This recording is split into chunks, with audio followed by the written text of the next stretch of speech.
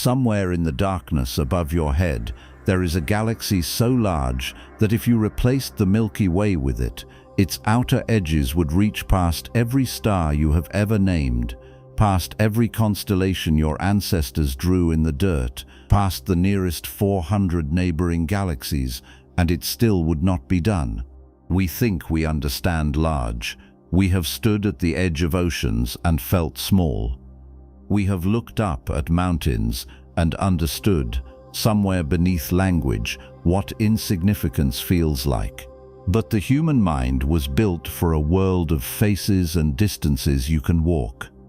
It was never designed for what lives out there, past the comfortable boundary where numbers stop behaving like numbers and start behaving like something closer to myth.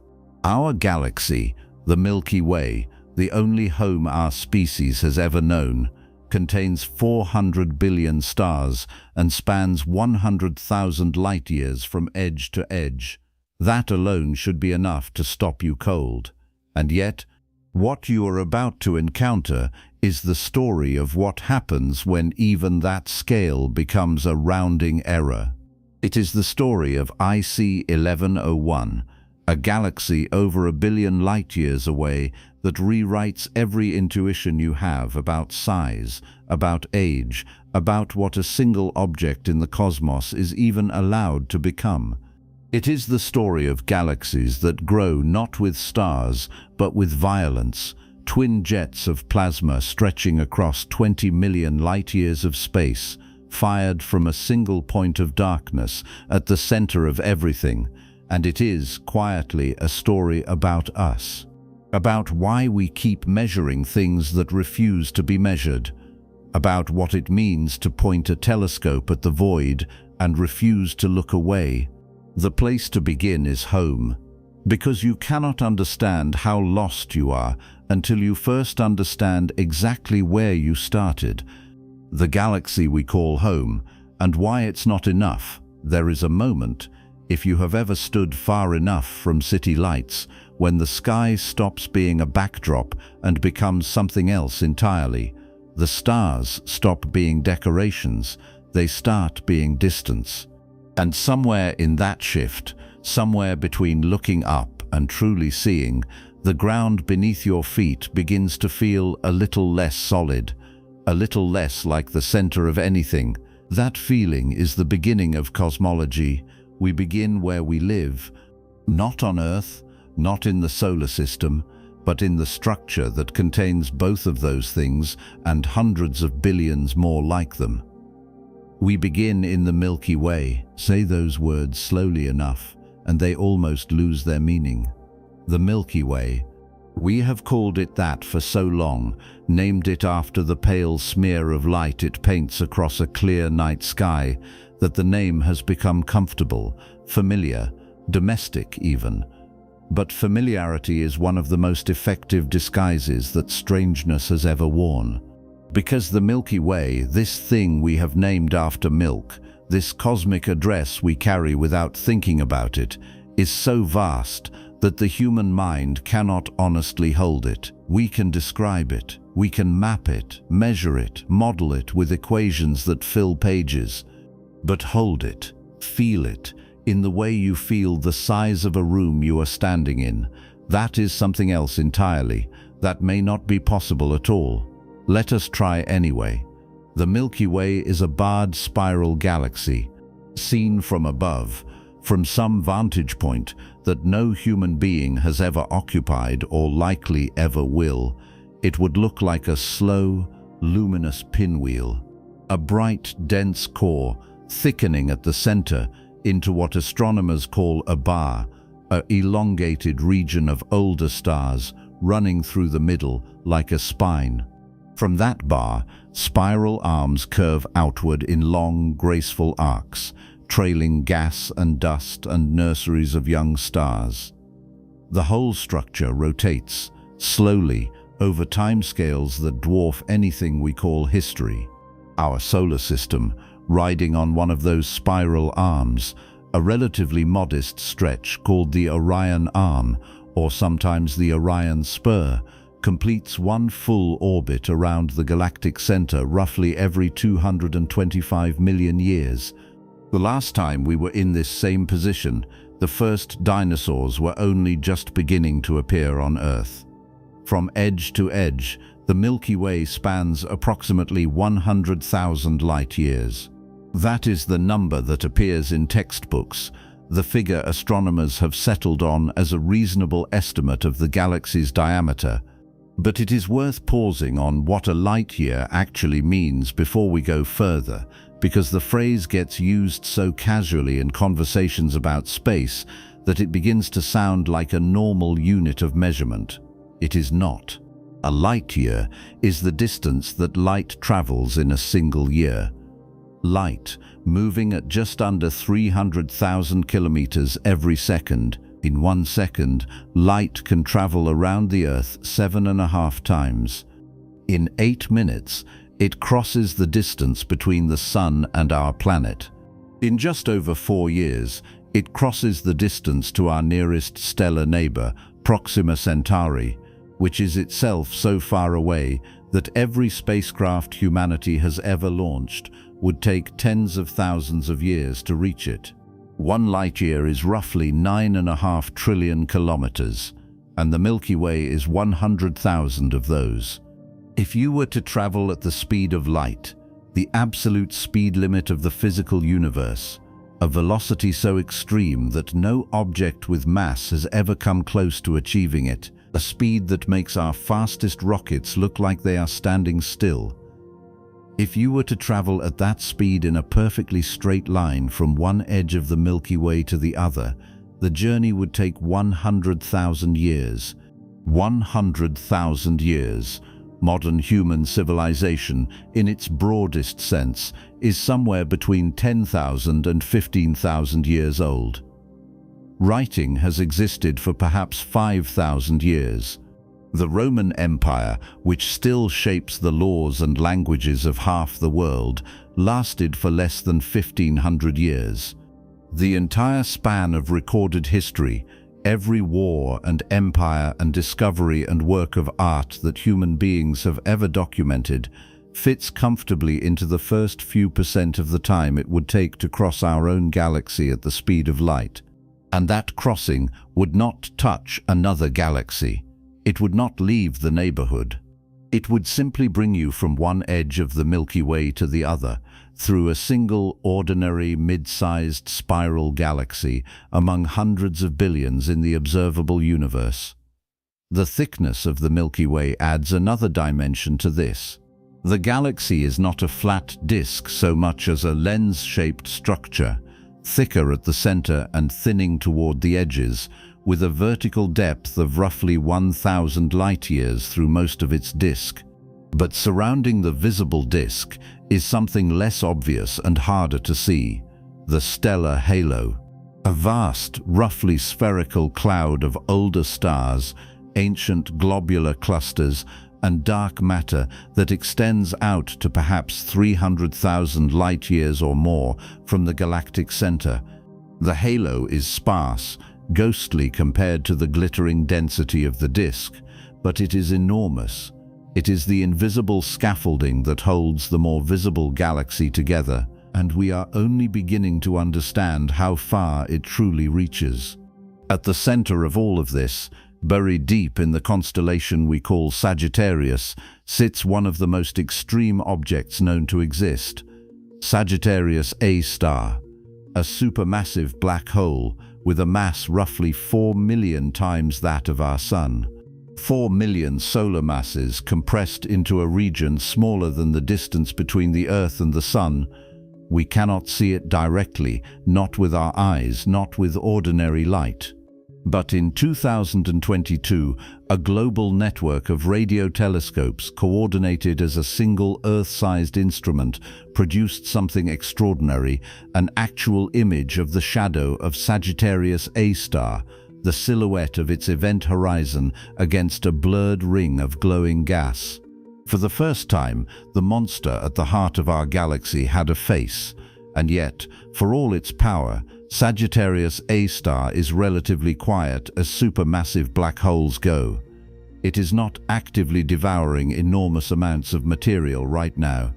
It is not blasting jets of energy across the galaxy.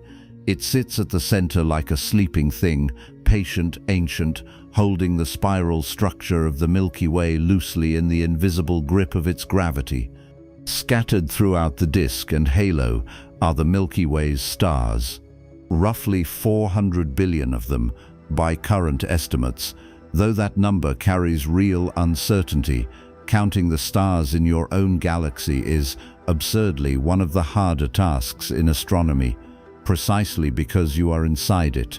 Mapping the Milky Way is a bit like trying to draw a detailed floor plan of a building while standing in the middle of one of its rooms with no windows and the lights only partially on. We piece the picture together from what we can measure: the motions of stars, the distribution of gas and dust, the positions of star-forming regions, the data returned by missions like Gaia, the European Space Agency's extraordinary star-mapping spacecraft that has been cataloguing the positions and movements of nearly 2 billion stars with unprecedented precision. 400 billion stars, each of them a sun, many of them orbited by planets, some of those planets almost certainly sitting at the right distance from their star, with the right chemistry for liquid water to exist. We do not know how many. We may never know, but the numbers involved make the possibility of life elsewhere, of intelligence elsewhere, feel not like a wild hope, but like a quiet statistical expectation. This is our home. This is the galaxy we were born into, not through any choice or design, but simply because it happened to be here, at this place in the universe, at this moment in cosmic time. And the Milky Way does not travel alone. Gravity is sociable. Galaxies, like stars, tend to cluster together, drawn by mutual attraction across distances that would otherwise seem impossibly isolating. The Milky Way belongs to a collection of galaxies known as the Local Group, a gravitationally bound family of roughly 54 known members, though that number continues to be revised upward as new dwarf galaxies are discovered lurking at the edges of the group. The Local Group spans something in the range of 10 million light-years, a number so much larger than the Milky Way itself that it requires a moment to absorb.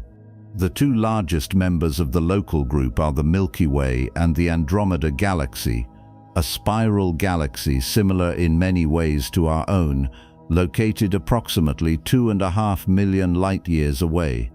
Andromeda is the most distant object visible to the naked eye under dark skies, a faint, smudged oval of light that looks unremarkable until you remember that you are looking at 1 trillion stars, that the light entering your eye left that galaxy before modern humans existed as a species.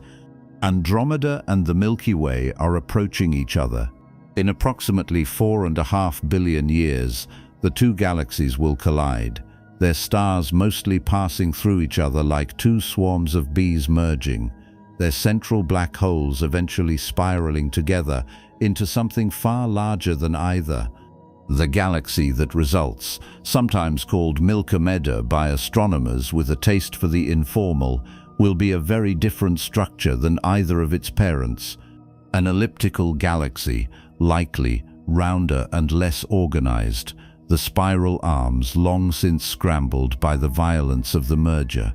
But that is billions of years from now. For the moment, the Local Group holds together in relative stability. Beyond Andromeda, the next most prominent member is the Triangulum Galaxy, smaller than both spirals, sitting roughly 3 million light-years away. Then come the satellites, the large and small Magellanic Clouds, irregular dwarf galaxies that orbit the Milky Way and are visible from the southern hemisphere as bright, detached patches of the Milky Way itself, though they are in fact separate galaxies in their own right.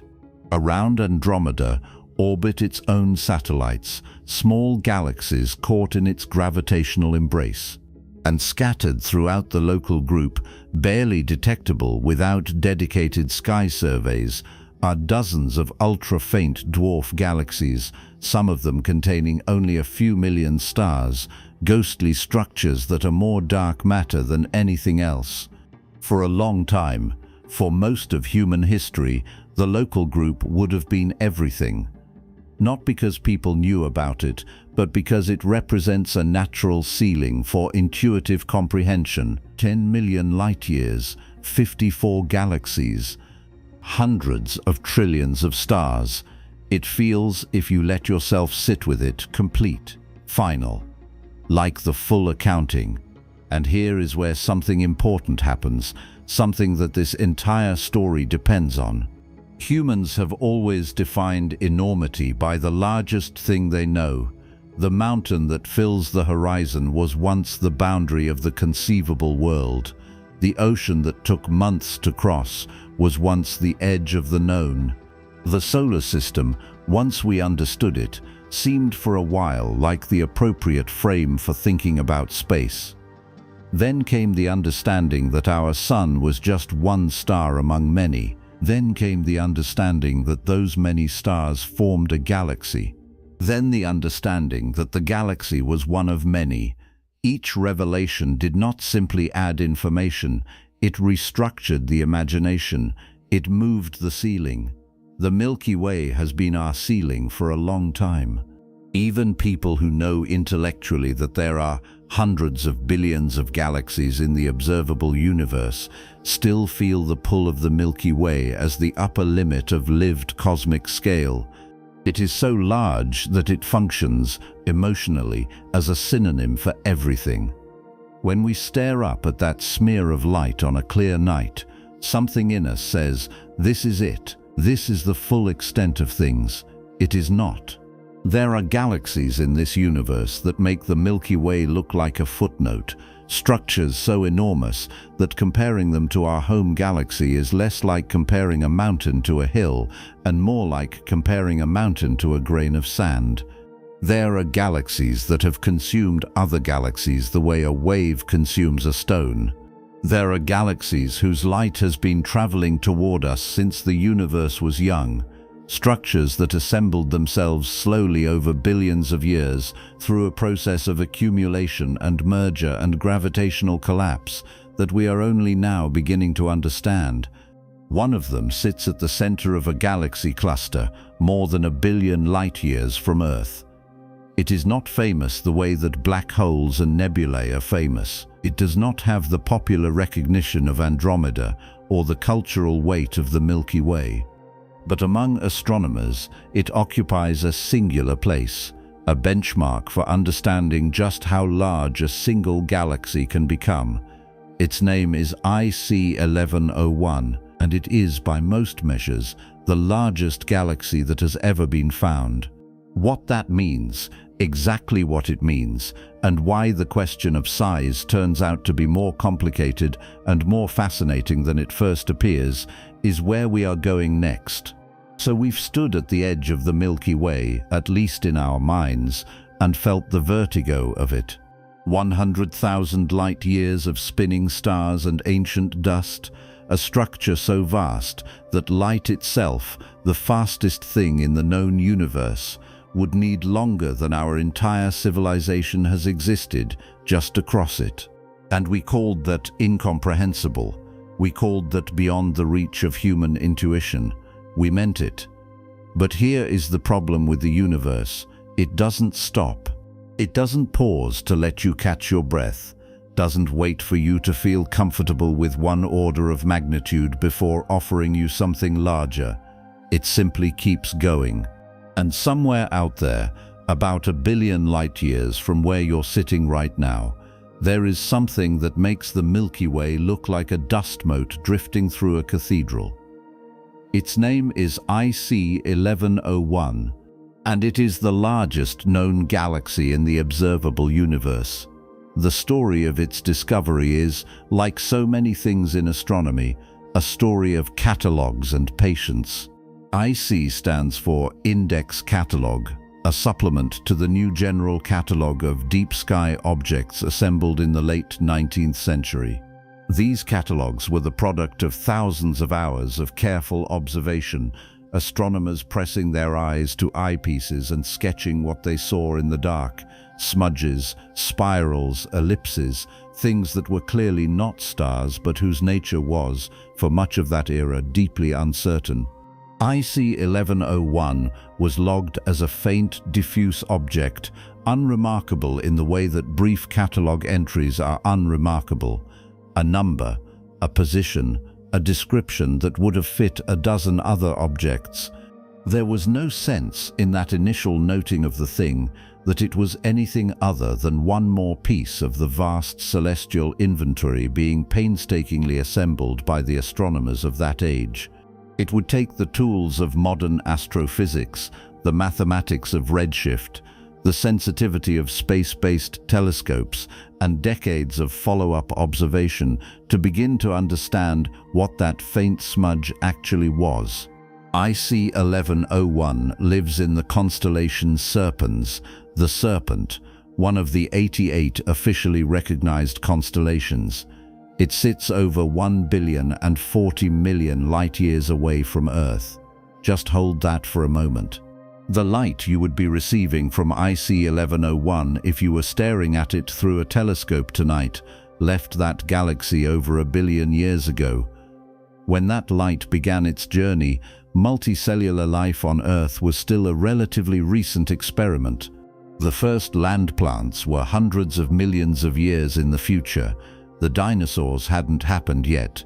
The light now reaching your eye is an ancient message, a fossil of photons, carrying an image of a galaxy as it existed in a universe that bore only a passing resemblance to the one we live in now.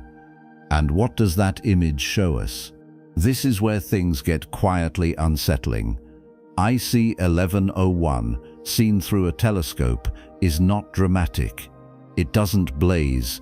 It doesn't spiral in great glittering arcs. It doesn't look the way things that are supposed to be extraordinary are expected to look.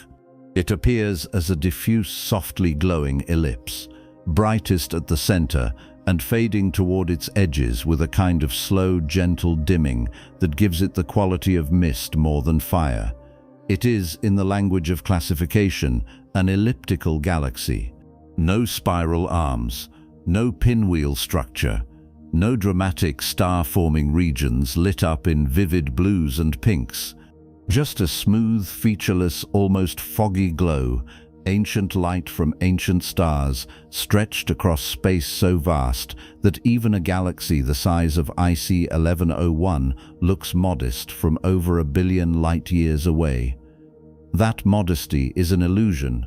It is one of the most profound illusions in all of observational astronomy. Let's begin with the numbers, because there is no way to approach IC 1101 honestly without them, and yet the numbers themselves are almost treacherous. The moment you hear them, your brain will try to file them alongside other large numbers it has encountered, to normalize them, to make them manageable. Resist that impulse, because these numbers do not belong in the category of things that are merely very large. They belong in a different category entirely. IC 1101 contains approximately 100 trillion stars. 100 trillion. The Milky Way, our vast and incomprehensible home, contains somewhere between 200 billion and 400 billion stars depending on how you count. 100 trillion is at minimum 250 times that number, probably more. If every single star in the Milky Way were a single grain of sand, you would need roughly the contents of a substantial beach to represent IC 1101, and not a small beach. Stars are burning nuclear furnaces the size of entire planets or larger, and IC 1101 contains so many of them that our entire galaxy's stellar population is essentially a rounding error. But it's the size that truly strains the mind. The diameter of IC 1101's luminous core, the region where stars are concentrated enough to be readily detected, is approximately 550,000 light-years. Remember that the Milky Way spans about 100,000 light-years edge to edge. IC 1101's core alone is roughly 5.5 times wider than our entire galaxy. 5.5 Milky Ways, laid end to end, would still not span the bright, concentrated central region of this one object. And then there is the halo. Elliptical galaxies like IC 1101 are surrounded by vast, diffuse regions of stars that have been scattered and redistributed over billions of years of gravitational interaction. These stellar halos are tenuous things. The stars within them are spread so thin that the halo looks practically empty compared to a galactic core, but they are real, and they are enormous. The stellar halo of IC 1101 extends outward to an estimated 4 million light-years from its center. 4 million light-years. To put that in terms we can actually ground ourselves in, the Andromeda Galaxy, our nearest large galactic neighbor, is about 2.5 million light-years from Earth. If you picked up IC 1101 and placed it exactly where the Milky Way sits, its outer stellar halo would reach past Andromeda. It would swallow Andromeda. It would extend beyond the entire local group, the collection of more than 50 galaxies that includes the Milky Way, Andromeda, the Triangulum Galaxy, and dozens of smaller satellites, and drift out into what we currently think of as intergalactic space. This is why some descriptions of IC 1101 invoke the idea of it swallowing the observable universe's neighborhood wholesale. The claim is not hyperbole, it is just geometry. The tennis ball comparison exists because our minds need something to hold. If the Milky Way, all 100,000 light-years of it, were somehow compressed to the size of a tennis ball, roughly 6.5 centimeters across, then IC 1101's central luminous region would be roughly the size of a large watermelon, maybe 30 or 40 centimeters in diameter. That sounds manageable almost. But IC 1101's full halo, on that same scale, would extend to something like 26 meters across. That's not a watermelon anymore, that's a building. That's the length of a large house or a small aircraft. You could hold the Milky Way in your palm, and IC 1101 would envelope the entire room you're standing in and extend through the walls in every direction. Even that analogy collapses under scrutiny, though, because it asks you to think of galaxies as solid objects with edges when they are nothing of the sort. A galaxy is not a ball, it is not a disk. It is a gravitationally bound collection of stars, separated by distances that are themselves astronomical, embedded in gas and dark matter, with regions that blend and blur and fade rather than cut cleanly against the backdrop of space. The tennis ball captures size ratios, but it obliterates the reality of what a galaxy actually is, which is mostly nothing, punctuated by fire, held together by invisible mass, drifting through a universe that is itself mostly nothing. IC 1101 is not a big ball. It is an incomprehensibly vast volume of space that happens to contain more matter than almost anything else we've ever found. To understand why IC 1101 exists at all, why it grew to this particular extraordinary scale, you need to understand something about its position in the universe. IC 1101 is what astronomers call a brightest cluster galaxy, or BCG. This is a specific designation for a specific kind of object, the single most luminous, most massive galaxy sitting at or very near the gravitational center of a large galaxy cluster.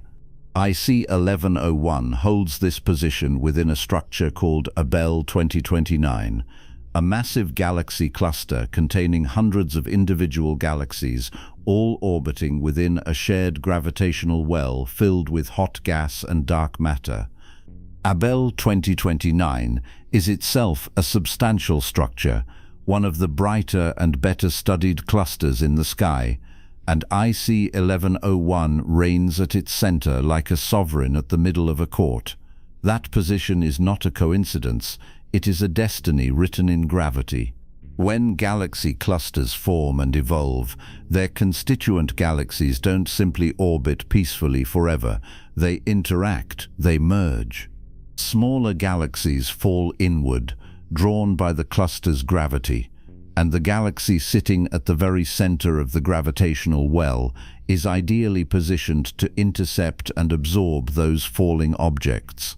Over billions of years, the BCG at the heart of a cluster like Abell 2029 grows by cannibalism, by drawing in galaxies that wander too close and incorporating their stars, their gas, their dark matter halos into its own ever-expanding bulk.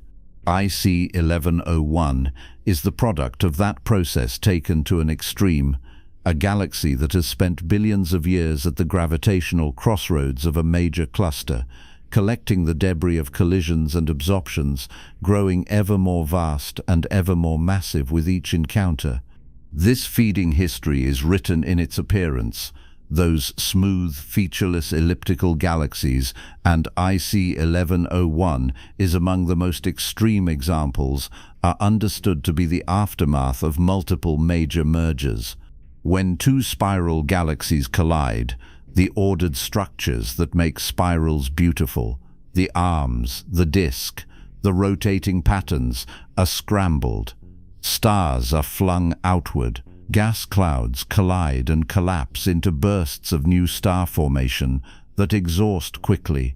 What remains, after the violence settles over hundreds of millions of years, is an elliptical, smooth, pressure-supported rather than rotation-supported, its stars moving in every direction rather than all spinning in a common plane.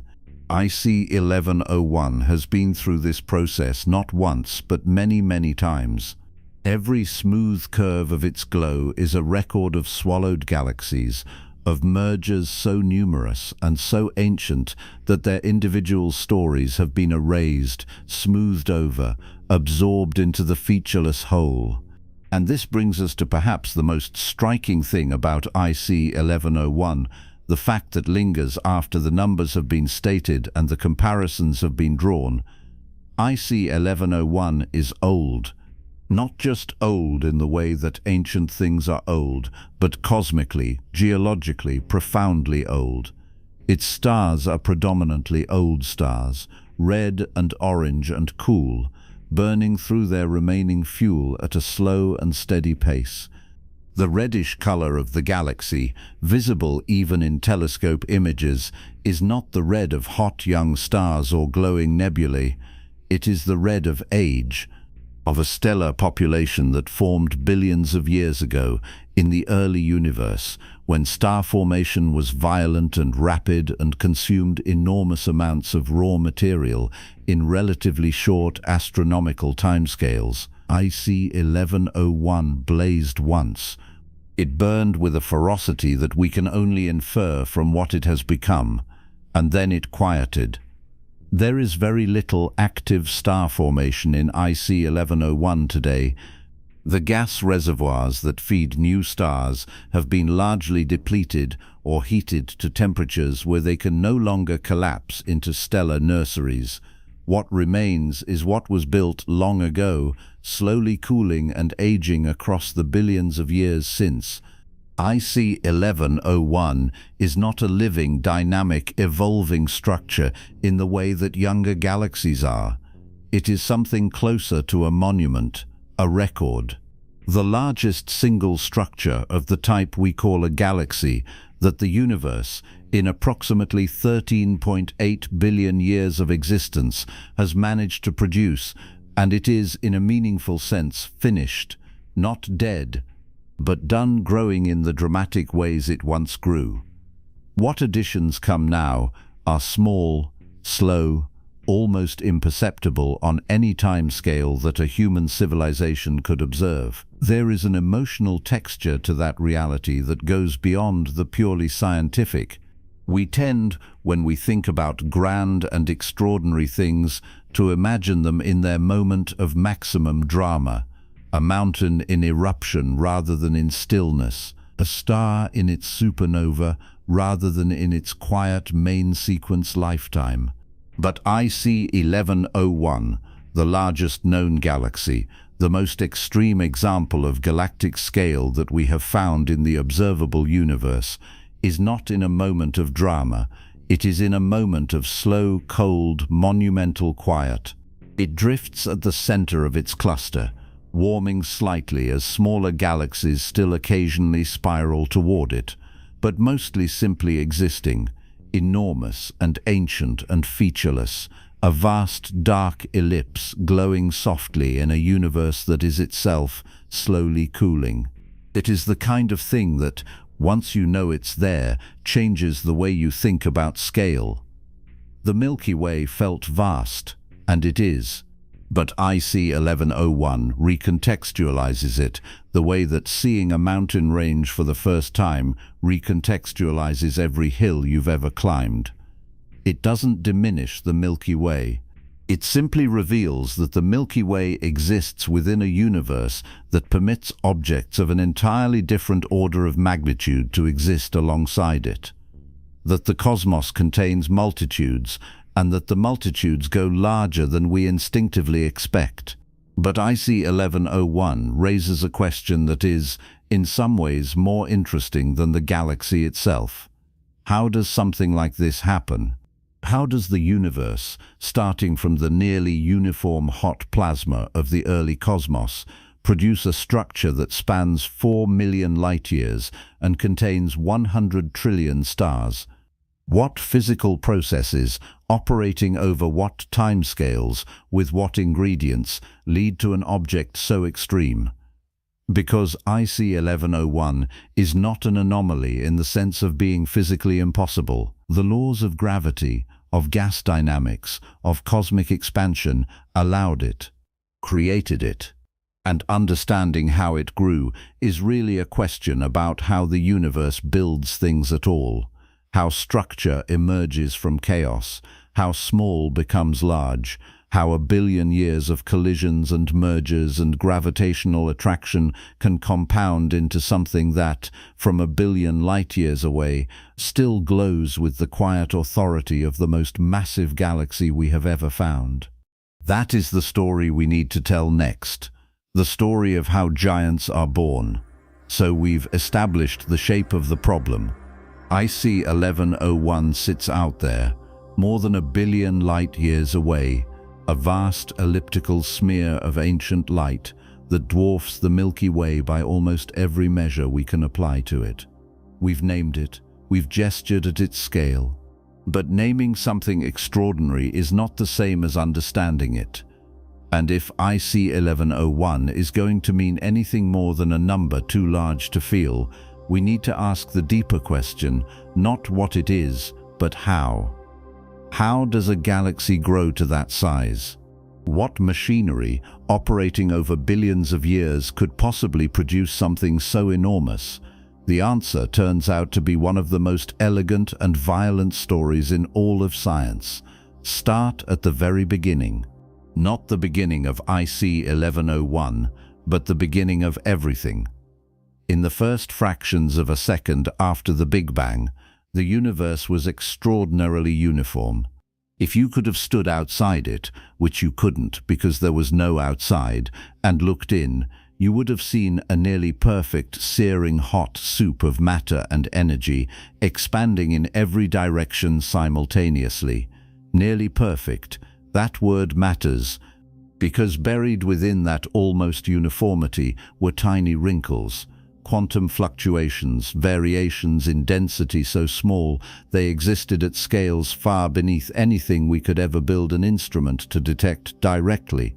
In an ordinary world, these ripples would have meant nothing. But gravity is patient, and gravity does not forget. Over millions of years, those microscopic density variations began to matter. Regions that were ever so slightly denser than their surroundings had slightly stronger gravitational pull. That pull drew in nearby matter, which made those regions denser still, which made the gravity stronger, which drew in more matter. A feedback loop, running silently across the entire observable universe simultaneously. The technical term for this is gravitational collapse. The poetic term, if you're inclined toward poetry, is the universe learning to clump.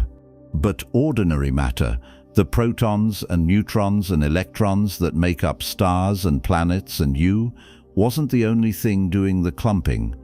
Most of the matter in the universe is something else entirely, something we can't see, can't touch, can't sample or catalogue or photograph.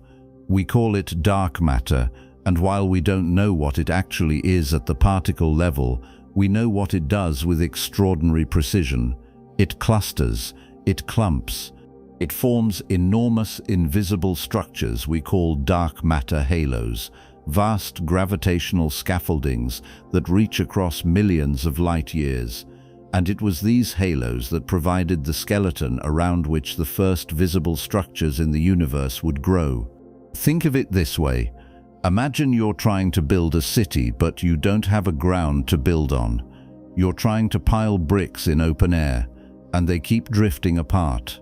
Now give that air an invisible but solid framework, a lattice of interconnected struts that catch and hold the bricks wherever two struts cross. Suddenly the bricks have somewhere to go. They fall toward the intersections, accumulate, and something starts to take shape. Dark matter halos were exactly this, the invisible architecture that gave ordinary matter a place to collect. Inside these halos, gas began to fall inward. As it fell, it compressed. As it compressed, it heated. And as the universe expanded and cooled around it, some of that gas began to radiate away its heat and cool below a critical threshold. When it cooled enough, it collapsed further, and in the densest pockets, something ignited. The first stars. The universe was perhaps 100 million years old, a cosmic infant, when the first points of light flickered on in the darkness. And around those stars, and between them, the first proto-galaxies began to take shape. Not the elegant spirals and ovals we classify today, but small, irregular, turbulent clumps of gas and young stars tumbling through the early universe like embers shaken loose from a fire. Here is where the story gets personal for IC 1101. Because those first small clumps were not the end of the process, they were the raw material, the model of galaxy formation that cosmologists have spent decades assembling, and that the evidence overwhelmingly supports, is called the hierarchical model. The word hierarchy is key. Small structures form first, and then those small structures combine into larger ones, which combine into still larger ones, over and over across billions of years, building the cosmos from the bottom up rather than the top down. In this picture, every large galaxy you've ever seen is the descendant of an almost unimaginable number of smaller ancestors. The Milky Way almost certainly consumed dozens of smaller galaxies to become what it is today. We can still read the evidence of some of those ancient mergers in streams of stars that arc through our own galactic halo, the stellar remnants of satellite galaxies that wandered too close and were torn apart. Astronomy, at its most intimate, is forensics, and the crime scene is the sky itself. Now scale that process up, way up, and run it for several billion years more. That is IC 1101. The current understanding is that IC 1101 has been merging with other galaxies, absorbing them, cannibalizing them, adding their mass to its own for the better part of the universe's entire history, not occasionally, repeatedly, systematically. Every galaxy that wandered within gravitational reach became part of IC 1101 over and over and over again. There is no dramatic moment of creation here, no single event we could point to and say, this is when IC 1101 became IC 1101.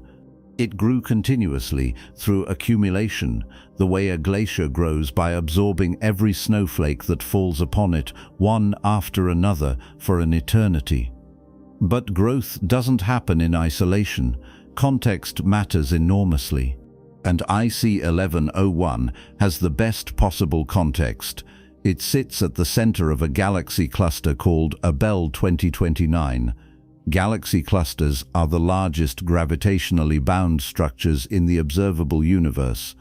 They are enormous concentrations of hundreds or even thousands of galaxies, all held together by gravity and by vast clouds of superheated gas that fills the space between the galaxies themselves. Abell 2029 is among the more massive clusters we know of, a behemoth even by cluster standards, and at its very center, occupying the position of maximum gravitational advantage, sits IC 1101. Being the central galaxy in a cluster like Abell 2029 is not a passive position, it is an active advantage. The gravitational well at the center of a cluster is the deepest point in the local cosmic landscape. Anything falling into the cluster, individual galaxies, streams of gas, smaller clusters merging from the surrounding cosmic web, tends to fall toward the center, which means it tends to fall toward IC 1101. The galaxy doesn't have to chase its food comes to it. This process has a name in astronomy. It's called cannibalism, and the term is unusually apartment. When a smaller galaxy falls into the gravitational domain of a massive central galaxy like IC 1101, tidal forces, the difference in gravitational pull between one side of the smaller galaxy and the other, begin to stretch and distort the infalling galaxy. Stars get pulled out of their original orbits. The structure of the smaller galaxy begins to dissolve. Over hundreds of millions of years, the stars and gas that once belonged to the smaller galaxy are redistributed into the halo of the larger one. The smaller galaxy doesn't just stop existing, it becomes part of something else. It is consumed, and Abell 2029 has been feeding IC 1101 for a very long time. There is another ingredient to this story, one that is in some ways the most counterintuitive. The supermassive black hole at IC 1101's center. We believe IC 1101 harbors a black hole with a mass somewhere in the range of several billion times the mass of our Sun. By comparison, the supermassive black hole at the center of the Milky Way, Sagittarius A star, masses roughly 4 million solar masses. IC 1101's central black hole is therefore at least 1,000 times more massive, perhaps more. And this black hole is not merely a passenger at the heart of the galaxy, it is one of the architects of the galaxy's structure. Here is the paradox. You might expect that a black hole of this magnitude would simply pull in everything around it, feeding endlessly, growing without limit, drawing the entire galaxy into itself. But that's not what happens. When a supermassive black hole is actively feeding, drawing in gas and matter from its surroundings, it releases staggering amounts of energy, not from within the black hole itself, but from the superheated material just outside it, spiraling inward in an accretion disk. That energy radiates outward in the form of light, heat, and enormously powerful jets of matter that can extend hundreds of thousands of light years into the surrounding space. We call this an active galactic nucleus, and in its most dramatic incarnations, it outshines the entire rest of the galaxy combined. Those jets and that radiation do something critical. They heat the gas in the surrounding environment, they push it outward. They prevent it from cooling and collapsing into new stars. In other words, the very process by which the black hole feeds can simultaneously shut off the fuel supply that would allow the galaxy to keep forming new stars. It is a governor on a runaway engine, a built-in limit that prevents any single galaxy from growing so massive and so luminous that it destabilizes the entire cluster around it. Astronomers call this feedback. It is one of the most important self-regulating mechanisms in the entire cosmos. For IC 1101, this feedback almost certainly played a decisive role in shaping what the galaxy looks like today. The galaxy is old. Its stars are old, reddish, cool, long-lived, because the era of active star formation ended long ago. The gas that might have continued building new generations of stars was heated and dispersed by the activity of the central black hole.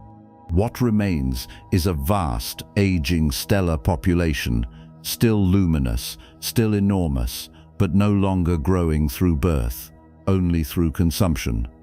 And this brings us to perhaps the most telling feature of IC 1101's appearance. It is an elliptical galaxy. Ellipticals don't get the romantic treatment that spirals do.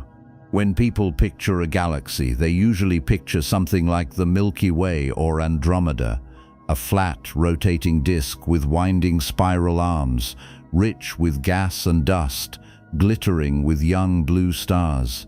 Ellipticals look nothing like this. They are smooth, rounded, three-dimensional blobs of stars, more like enormous globular clusters than the flat pinwheels we tend to romanticize. And for a long time, this difference in appearance was something of a puzzle. Why would some galaxies be flat spirals and others be rounded ellipticals?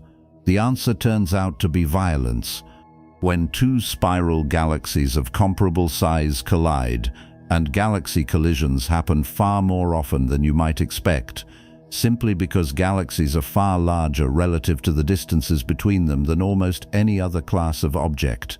The collision disrupts everything. The stars themselves rarely actually strike one another. The distances between individual stars are too large for that. But the gravitational interaction between the two galaxies is catastrophic. The spiral arms that once swept through each galaxy in orderly rotation are flung into chaos. Stars that were following circular orbits in a disk are hurled into new trajectories that carry them above, below, and through the plane of the original galaxy. The gas clouds that once fed star formation are compressed and shocked into violent bursts of new star-making, followed by rapid depletion. And after billions of years of this gravitational chaos, what emerges is not two spirals and not some ragged hybrid, but something smoother and rounder. The stellar orbits have been randomized. The disk is gone. What's left is an elliptical. IC 1101 has lived through this process not once, not twice, but an almost incalculable number of times. Every major merger it has undergone, and there have been many, has contributed stars and mass to its growing halo, while erasing any trace of ordered spiral structure those infalling galaxies once possessed. The result is an object almost perfectly described by the physics of accumulated violence, smooth, featureless, enormous, and ancient. A graveyard of former galaxies, so thoroughly mixed together that no individual lineage can be traced. And yet this is not a pessimistic story. Or at least, it doesn't have to be.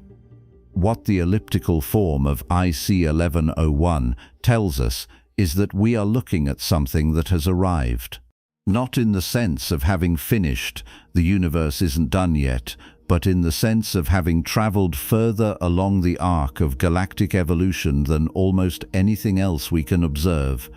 IC 1101 is what galaxies become after enough time, enough mergers, enough gravitational processing. It is a preview, an extreme example of a trajectory that our own Milky Way is also traveling, if far more slowly and modestly. In about 4 billion years, the Milky Way and the Andromeda Galaxy will collide. Astronomers have modeled this collision with considerable precision, and the result, on a timescale of several more billion years after first contact, will be a new merged galaxy, already informally nicknamed Milkomeda. It will almost certainly be an elliptical. Its spiral arms will be gone. Its star-forming gas will be largely depleted. It will be larger than either of its parents, smoother, older, a small step along the path that IC 1101 has traveled so much further. This is the context in which IC 1101's existence makes sense, not as an aberration, not as a mystery requiring some exceptional explanation, but as the logical endpoint of processes that are running everywhere in the universe simultaneously. Gravity amplifying tiny fluctuations, gas cooling into stars, galaxies assembling from smaller pieces, mergers randomizing structure, black holes both feeding and regulating, and cluster environments providing the richest possible hunting grounds for the most dominant galaxies at their centers. IC 1101 had every advantage: a deep cluster potential well, billions of years of cosmic time, and the gravitational authority that comes with being the largest fish in an already enormous pond. The result is the galaxy we described in the previous chapter, that soft, diffuse billion-light-year-old elliptical that appears almost featureless in our telescopes, precisely because it has processed so much through itself that nothing distinct remains. But here is the thing: we've been treating largest as though it were a simple designation, as though there were a ruler somewhere we could hold up to IC 1101 and every other galaxy and simply read off the numbers. Largest by what measure, though? By diameter? By mass? By the number of stars it contains? By the extent of its diffuse outer halo? The answers don't always agree, and as it turns out, depending on how you choose to define the word largest, IC 1101 may have competition it didn't even know existed. The question of which galaxy truly deserves the title of the universe's biggest is, it turns out, far more philosophically complicated than it first appears, and the answer has been quietly rewritten more than once in the last few years. Defining largest, why the question is harder than it sounds, so now we understand how these giants come to be. We have traced the arc from quantum whispers in the infant universe all the way to the merging of galaxies across cosmic time, the slow accumulation of matter guided by dark matter scaffolding, the cannibalizing of smaller neighbors, the feeding on cosmic filaments stretching across the void. We understand the process, but here is where the story becomes unexpectedly complicated, because understanding how IC 1101 grew is in some ways the easier problem. The harder problem, the one that astronomers argue about in journals and at conferences, the one that keeps careful scientists up at night, is something far more fundamental. What does it actually mean to say that something is the largest galaxy in the universe? That question sounds as though it should have a clean answer. You measure it, you compare the measurements, you declare a winner.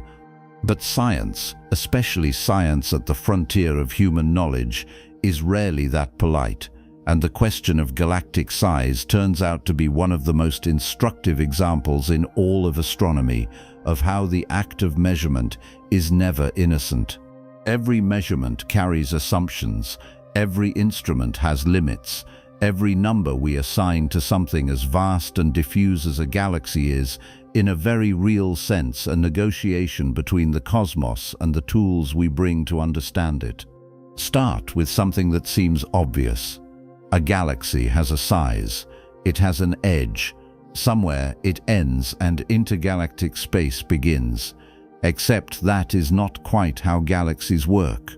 Unlike a planet which has a surface, or a star which has a photosphere where its light essentially stops, a galaxy does not have a boundary in any crisp physical sense.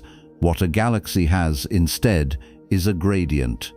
Stars near the core are densely packed, blazing, gravitationally crowded together.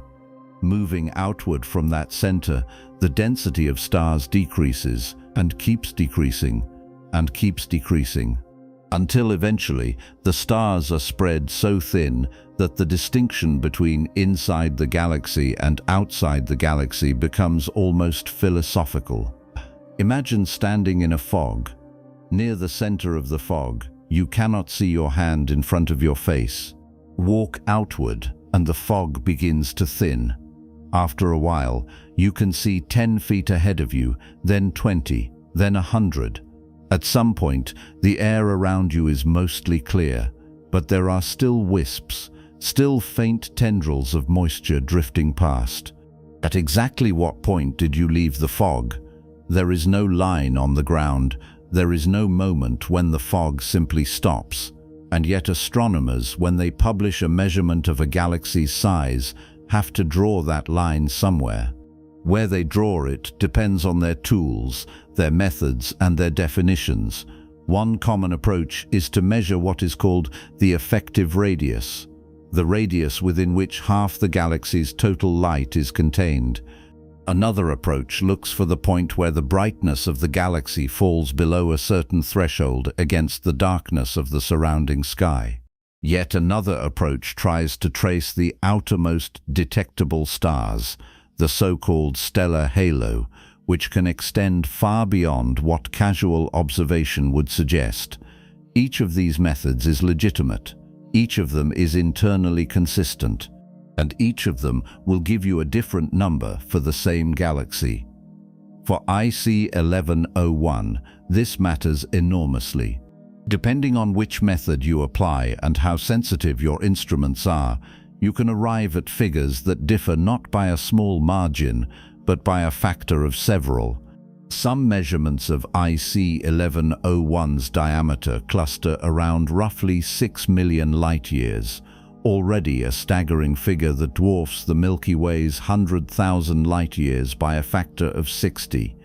But other estimates, accounting for the galaxy's full dark matter halo and its most extended stellar material, push that figure considerably further. The core, the dense luminous heart of the galaxy, is itself enormous.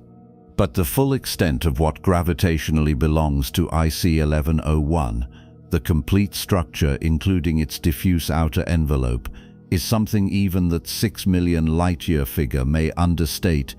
This brings us to one of the most important distinctions in the study of giant galaxies, and it is one that does not get nearly enough attention outside of professional astronomy. When we talk about a galaxy's size, we might be talking about several completely different things. We might mean its diameter, the straight line distance from one detectable edge to another. We might mean its stellar mass, the total amount of matter locked up in its stars. We might mean its total luminosity, how much light it produces across all wavelengths. Or we might mean the extent of its dark matter halo, the enormous invisible cocoon of gravitational influence that surrounds every large galaxy and extends to distances that ordinary observation cannot directly see. IC 1101 ranks differently on each of these scales. In terms of stellar mass, it is extraordinary. Some estimates place its stellar mass at roughly 100 times that of the Milky Way, making it one of the most massive objects of its kind in the observable universe. In terms of luminosity, it is similarly dominant, outshining the Milky Way by a factor that is almost absurd to contemplate. But it is in the domain of halo extent, the full gravitational reach of the structure, that IC 1101's claim to supremacy becomes most dramatic and simultaneously most contested. The halo of IC 1101 is so vast, so diffuse, so extended, that it blurs the boundary between what we call a galaxy and what we call something else entirely. And that brings us to a problem that is not just about measurement, it is about definition. IC 1101 does not sit alone in space. It sits at the gravitational center of a galaxy cluster called Abell 2029. A galaxy cluster is exactly what it sounds like, a collection of dozens to thousands of galaxies bound together by gravity, embedded in a cloud of superheated gas, all sitting within a shared dark matter halo that can be far larger than any of the individual galaxies within it. The question that astronomers genuinely disagree about is this: where does IC 1101 end and the cluster begin? IC 1101 is a type of galaxy called a brightest cluster galaxy, or BCG. These objects form at the centers of galaxy clusters over billions of years, cannibalizing their neighbors and drawing in streams of diffuse stellar material from all directions. Over time, they accumulate vast envelopes of stars that were never really part of any individual galaxy, stars that were stripped from other galaxies through tidal interactions, stars that drifted in from the general stellar population of the cluster itself. This diffuse material, spread thinly across enormous volumes of space, is called intracluster light, and it occupies an uncomfortable middle ground. Is it part of IC 1101? Is it part of the cluster? Does the distinction even have a clean answer? If you are generous in what you include in the boundary of IC 1101, if you draw your line far out into the diffuse envelope of stellar material surrounding the luminous core, you get a galaxy of almost inconceivable extent. If you are more conservative, if you insist on drawing the boundary where the density of stars clearly belonging to the galaxy drops off sharply, you get something smaller, still enormous by any ordinary standard, but smaller. The number you report depends on the philosophy of your boundary as much as it depends on the physics of the object. This is not a flaw in our science, it is a feature of reality. Nature does not organize itself into neat categories for our convenience. The universe did not consult astronomers when it decided how matter should be distributed across cosmic scales. The gradient between a galaxy and its surrounding environment is a genuine physical fact, not merely a gap in our knowledge. And grappling with that fact is part of what it means to do science seriously. One of the places where this problem becomes most acute is in the detection of ultra-faint outer halos. Even setting aside the philosophical question of where IC 1101 ends, there is the practical question of whether our instruments are sensitive enough to detect all of what is there. Elliptical galaxies like IC 1101 have what astronomers call a low surface brightness at their edges. This means that the amount of light per unit of area on the sky is extremely small, not because there are no stars, but because the stars are spread across such vast distances that their combined glow barely rises above the natural background glow of the sky itself. For most of the 20th century, this was an almost insurmountable obstacle. Photographic plates and early digital detectors were simply not sensitive enough to reveal these ultra-faint structures. Astronomers would observe a giant elliptical galaxy and record what they could detect, a reasonably sharp-looking oval of light, not realizing that what they were seeing was only the brightest inner fraction of a much larger, much dimmer structure extending far beyond the edge of their images. It was like standing in a dark room with a weak flashlight, assuming that whatever the beam did not illuminate simply did not exist. Beginning in the 1990s and accelerating through the first decades of the 21st century, a new generation of deep imaging surveys began to transform our understanding of these galaxies. By using extraordinarily long exposures, by carefully subtracting the contribution of background light sources, by combining multiple images to reduce noise, astronomers began to reveal what had always been there but never seen. Galaxy after galaxy turned out to have extended stellar envelopes reaching far beyond their previously catalogued boundaries. Objects that had been measured at one size for decades were suddenly revealed to be significantly larger. The maps that astronomy textbooks had confidently published were, in some meaningful sense, wrong. Not wrong about the bright central regions, but incomplete about the full extent of these structures in the dim outer volumes. For IC 1101 specifically, and for brightest cluster galaxies more generally, this kind of deep imaging has been continuously revising the picture upward in terms of scale. Each improvement in detector sensitivity, each refinement in the techniques used to remove contaminating light, has tended to reveal more galaxy further out. There is something humbling in this. We have been looking at the largest galaxy in the known universe for over a century, and we are still, in some sense, discovering how large it actually is. But here is why all of this matters beyond mere record-keeping. Here is why the question of which galaxy is largest and how we define that size is not just trivia for astronomers who like superlatives. The size distribution of galaxies, the statistical map of how many galaxies exist at each size, is one of the most powerful tests of our fundamental theories about how the universe works. Our best cosmological models, the ones built on the framework of dark matter and dark energy and the standard model of cosmic structure formation, make specific predictions about how galaxies should be distributed across a range of sizes. They predict how common small dwarf galaxies should be, how common medium-sized spirals like the Milky Way should be, and how rare truly enormous galaxies like IC 1101 should be. These predictions arise from the underlying physics of how dark matter halos collapse and merge over time, governed by the geometry and content of the universe as a whole. When astronomers find an object sitting at the extreme tail of this distribution, an object like IC 1101, far larger than typical galaxies, far larger than most models would comfortably predict, it does not just raise eyebrows. It potentially challenges the models themselves. Either the models need refinement, or our understanding of how we measure galactic size needs refinement, or both. Every extreme object is an opportunity to test whether our theories can accommodate reality, or whether reality is telling us something new. This is particularly important for our understanding of dark matter.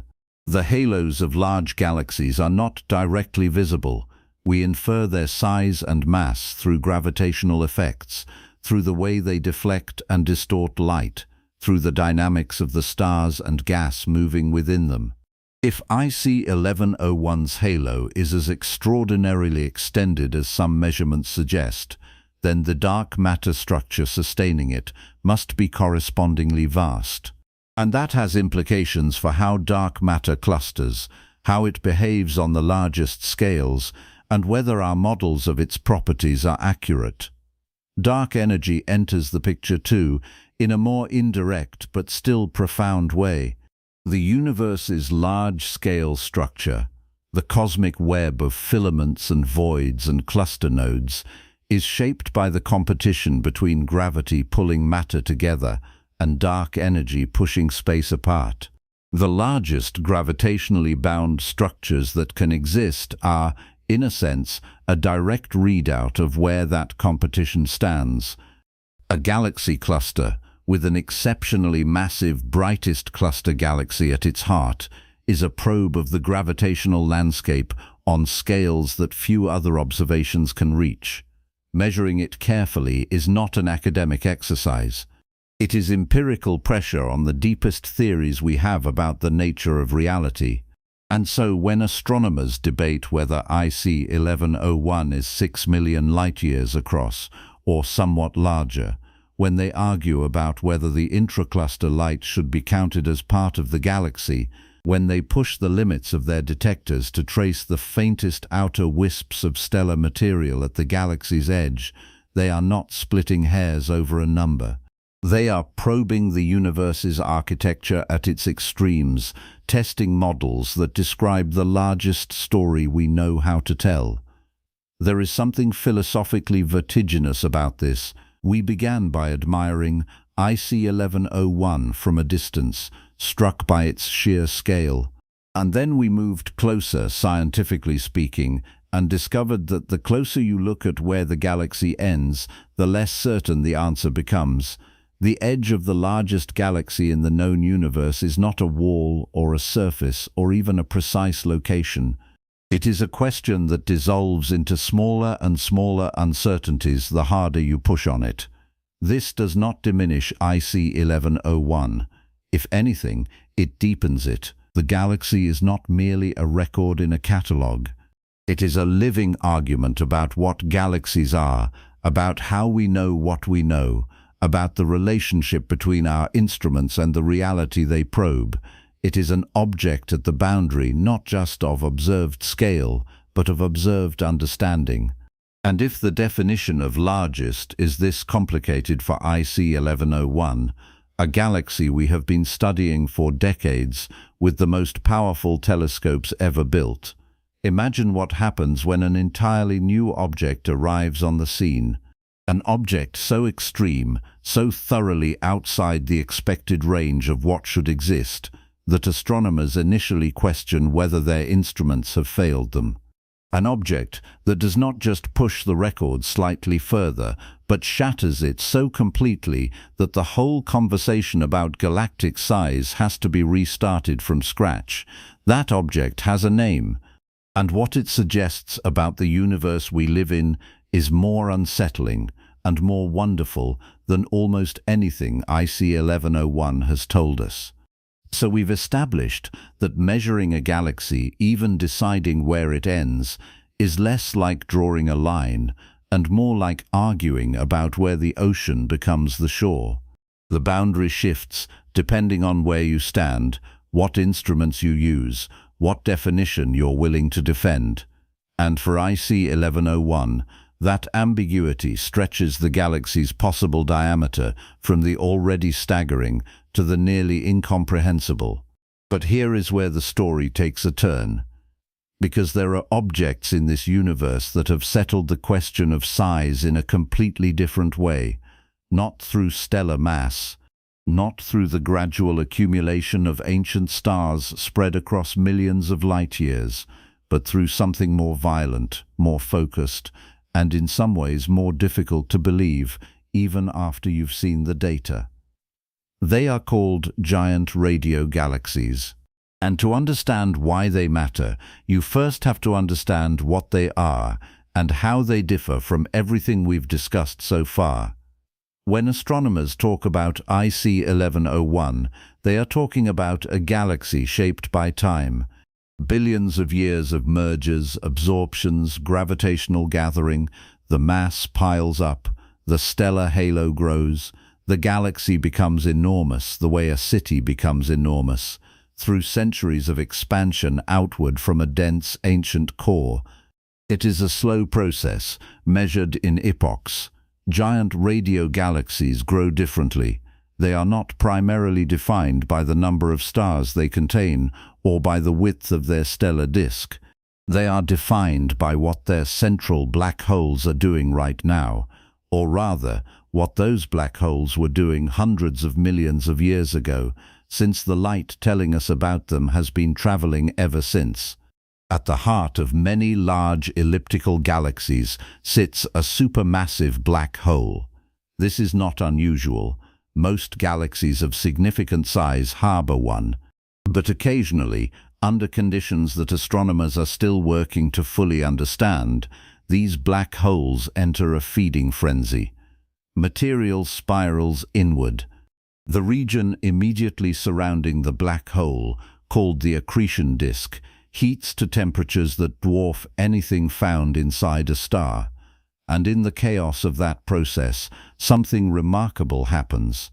Twin beams of plasma, ionized gas threaded through with magnetic fields, are launched outward along the black hole's rotational axis, not slowly, not gently, at very nearly the speed of light. These are relativistic jets, and in the largest cases they do not stop.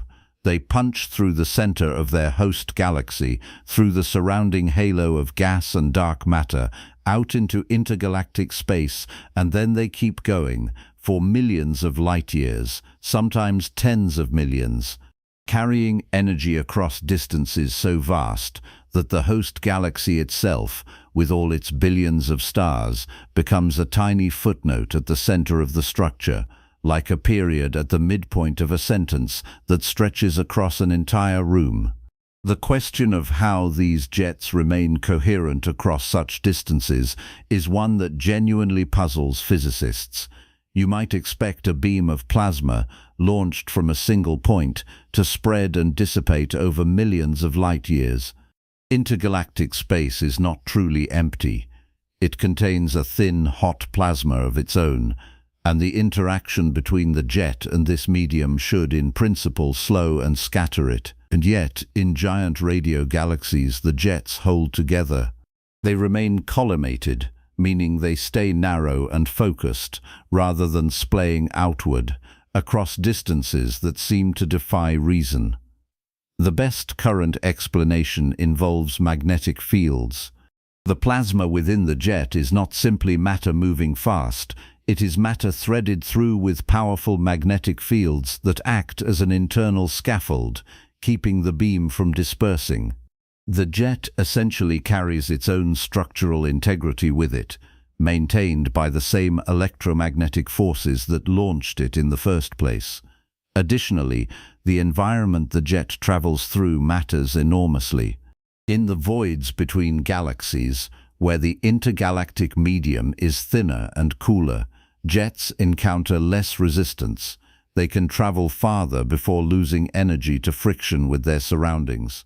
This is one reason that the largest giant radio galaxies tend to live in particular cosmic neighborhoods, a point that will become important very shortly. When these jets finally do slow and spread, they inflate enormous lobes of radio-emitting plasma. These lobes are what radio telescopes detect. Vast bubbles of energetic material that glow at radio wavelengths invisible to the human eye, but unmistakable to the right instruments.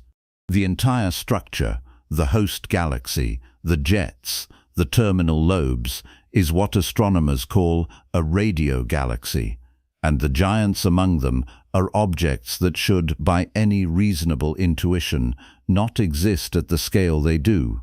In 2022, a team of astronomers using LOFAR, the low-frequency array, a network of radio telescopes spread across Europe and linked together to function as a single enormous instrument, announced the discovery of one such object. They named it Alcyonius, after the giant of Greek mythology who was the son of the sky god Uranus. The name was fitting. What they had found was, at the time of its announcement, the largest known galaxy in the universe, measured by physical extent. Alcyonius is located roughly 5 billion light-years away. Its host galaxy is, by the standards of elliptical galaxies, surprisingly ordinary. It is large, but not exceptional. Its central black hole, while certainly massive, is not the most massive ever catalogued. And yet, extending outward from this relatively unremarkable core, its jets stretch for an almost impossible distance, approximately 16.3 million light-years from tip to tip. Let that number breathe for a moment. The Milky Way, as we established, spans roughly 100,000 light-years across. Alcyonius, from one jet lobe to the other, measures more than 160 Milky Ways laid end to end. If you could somehow transplant our entire galaxy, all 400 billion stars, all the dark matter halo surrounding it, everything, into the jet of Alcyonius, the Milky Way would be swallowed without notice. You could repeat that process more than 80 times in each direction from the center and still not reach the end. What makes Alcyonius particularly interesting to astronomers is precisely this mismatch between cause and effect. The host galaxy's mass is not extraordinary. The black hole's mass is not extraordinary, and yet the jets are record-breaking. This suggests that the size of these jets is not simply a function of how powerful the black hole is. The environment into which the jets are propagating matters deeply. The density of surrounding gas, the structure of nearby cosmic filaments, the specific thermal conditions of the intergalactic medium in that particular region of the universe.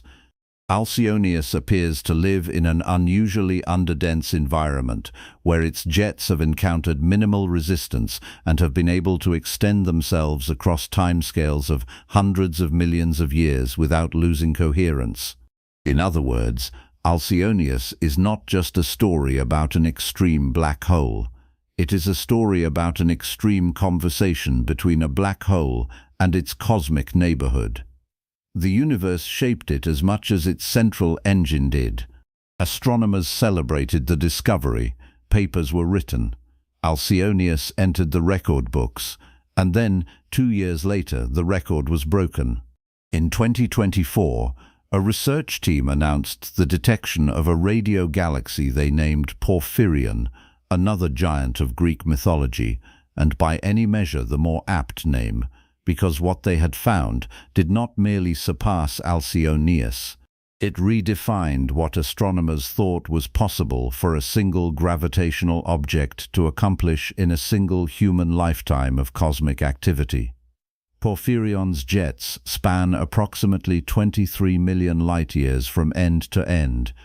23 million light-years, more than 230 Milky Way diameters. A structure produced by one black hole. A single point in space, a singularity of collapsed matter, has reached across a volume of the universe larger than the distance between major galaxy clusters and actively filled that volume with energy. To put this in context, the distance from the Milky Way to the Andromeda Galaxy, our nearest major galactic neighbor, an approach we have known about for decades, a distance that will eventually result in a slow-motion merger of the two galaxies, is approximately 2.5 million light-years. Porphyrion's jets are nearly 10 times longer than that distance. If Porphyrion were centered on the Milky Way, one of its jet lobes would extend past Andromeda, past the Triangulum Galaxy, past the entire local group, and deep into the space between galaxy clusters, territory that belongs to no galaxy at all. The host galaxy of Porphyrion sits roughly 7.5 billion light-years away, which means we are seeing it as it was when the universe was roughly half its current age. At that time, a period of intense cosmic activity when supermassive black holes across the universe were feeding at extraordinary rates, something aligned in Porphyrion's environment to allow its jets to grow without interruption for what may have been hundreds of millions of years. The physics required to sustain this are extraordinary.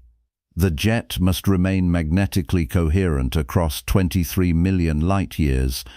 The plasma it carries must retain enough energy to keep the terminal lobes radiating at radio frequencies bright enough for us to detect, billions of light-years away, with instruments on Earth. The black hole at the center must have sustained its feeding phase long enough for the jet to travel that distance, and at the speed of light, even light itself would require over 23 million years to make that journey. The jet has been underway, uninterrupted, for longer than that. But the most cosmologically significant aspect of Porphyrion is not its size alone, it is where its lobes terminate. At 23 million light-years in extent, Porphyrion's jet lobes do not end in empty, featureless intergalactic space. They end in regions where the large-scale structure of the universe, the cosmic web of filaments and voids that organizes all matter on the grandest scales, begins to impose itself on the intergalactic medium. The lobes are not just floating in space. They are interacting with that structure. They are injecting energy, magnetic fields, and turbulence into regions of the universe that are themselves part of the scaffolding on which galaxy clusters form and evolve. This is a feedback mechanism at a scale that was not previously considered possible for a single object. When astronomers talk about feedback, the way black holes influence their environments, they usually mean feedback on the scale of a single galaxy or a galaxy cluster. A black hole heats the gas around it, preventing it from cooling and collapsing into new stars. This is well established, but Porphyrion appears to be operating feedback on a scale that spans the distance between clusters. A single black hole actively reshaping the thermodynamic environment of the cosmic web itself. The implications of this are still being worked through. If Porphyrion is not an isolated anomaly but an extreme example of a process that is more common than previously assumed, then the history of how the large-scale structure of the universe formed may need to be rewritten in places. The energy injected by the largest giant radio galaxies could have influenced the formation of structures far beyond the galaxies that produced them, seeding turbulence in cosmic filaments, altering the temperature of the intergalactic medium across tens of millions of light-years, potentially affecting where and how new galaxies eventually form. This is the strange and vertiginous place where the science of giant radio galaxies currently sits, not in the comfortable territory of established textbooks, but at the frontier where every new observation seems to complicate the picture rather than simplify it. And it raises a question that has no comfortable answer yet. How do we define the size of a galaxy like Porphyrion? Its host galaxy, in terms of stars, might be relatively modest. If you measured it the way you measure IC 1101, by stellar mass, by luminous radius, by the distribution of ancient light, it would not break any records. But the structure that black hole has created, the physical footprint it has stamped on the universe, covers 23 million light-years of space. Is that the galaxy's size? Or is it something else, something for which astronomy does not yet have a fully satisfying name? This is exactly the kind of question that makes cosmology what it is, not a discipline of settled answers, but one of continuously shifting thresholds. Every definition holds until something forces it to expand. IC 1101 is the largest galaxy by stellar mass and luminous extent. Alcyonius held the record by physical footprint until Porphyrion, and Porphyrion is now the largest known structure produced by a single galaxy, by a single black hole in the observable universe. Whether something larger is still waiting to be found in the data we have not yet fully processed is, quite simply, unknown. What is known is that these objects exist at the intersection of two of the universe's most extreme phenomena, the most massive black holes ever to form, and the large-scale architecture of the cosmos itself. They are not separate from the cosmic web. They are in dialogue with it, pouring energy into it across distances that make the gap between neighboring galaxies look like an afterthought. Which brings us to the web itself. Because to truly understand why Alcyonius could grow to 16 million light-years, and why Porphyrion could reach 23, and why IC 1101 became what it is, you have to understand the structure that surrounds all of them. The invisible framework of dark matter and gas and gravitational attraction that organizes the entire universe into something that looks, at large enough scales, less like a random scattering of light and more like something almost biological. A network of filaments and voids so vast that individual galaxies, even the giants, are just nodes within it. That is where we are going next. So we have been standing close to these giants, close enough to trace the architecture of their jets, to measure the spin of their black holes, to argue about where exactly a galaxy ends and empty space begins. But perhaps we have been standing too close. Because to understand what these structures truly are, what IC 1101 and Alcyonius and Porphyrion really mean, We need to step back, much further back, further than feels comfortable, further than the mind wants to go. Imagine you are looking at a painting, your nose almost touching the canvas. You can see individual brushstrokes, the texture of the paint, the precise color of a single pigment, but you cannot see the painting. You need to walk back across the room. And then, if the painting is large enough, back across the street. And then, if it is large enough, out of the city altogether. The universe is that kind of painting. When astronomers in the 20th century began charting the positions of thousands and then millions and then hundreds of millions of galaxies across the sky, something unexpected began to emerge. The galaxies were not scattered randomly like seeds thrown from a hand into the wind. They were not even distributed in the vaguely clumped patterns one might naively expect from a universe where gravity pulls matter together. Instead, the universe revealed something stranger and more intricate than anyone had imagined. Something that looked, at the largest scales, almost alive. The structure is called the cosmic web, and once you see it, you cannot unsee it. Picture a vast three-dimensional network stretching across the entire observable universe. Long, thread-like filaments of galaxies stretch across hundreds of millions of light-years, billions of stars strung like beads along invisible wires. Where filaments meet and intersect, matter piles up into enormous galaxy clusters, the densest nodes of the web, where hundreds or even thousands of galaxies crowd together in a gravitational knot.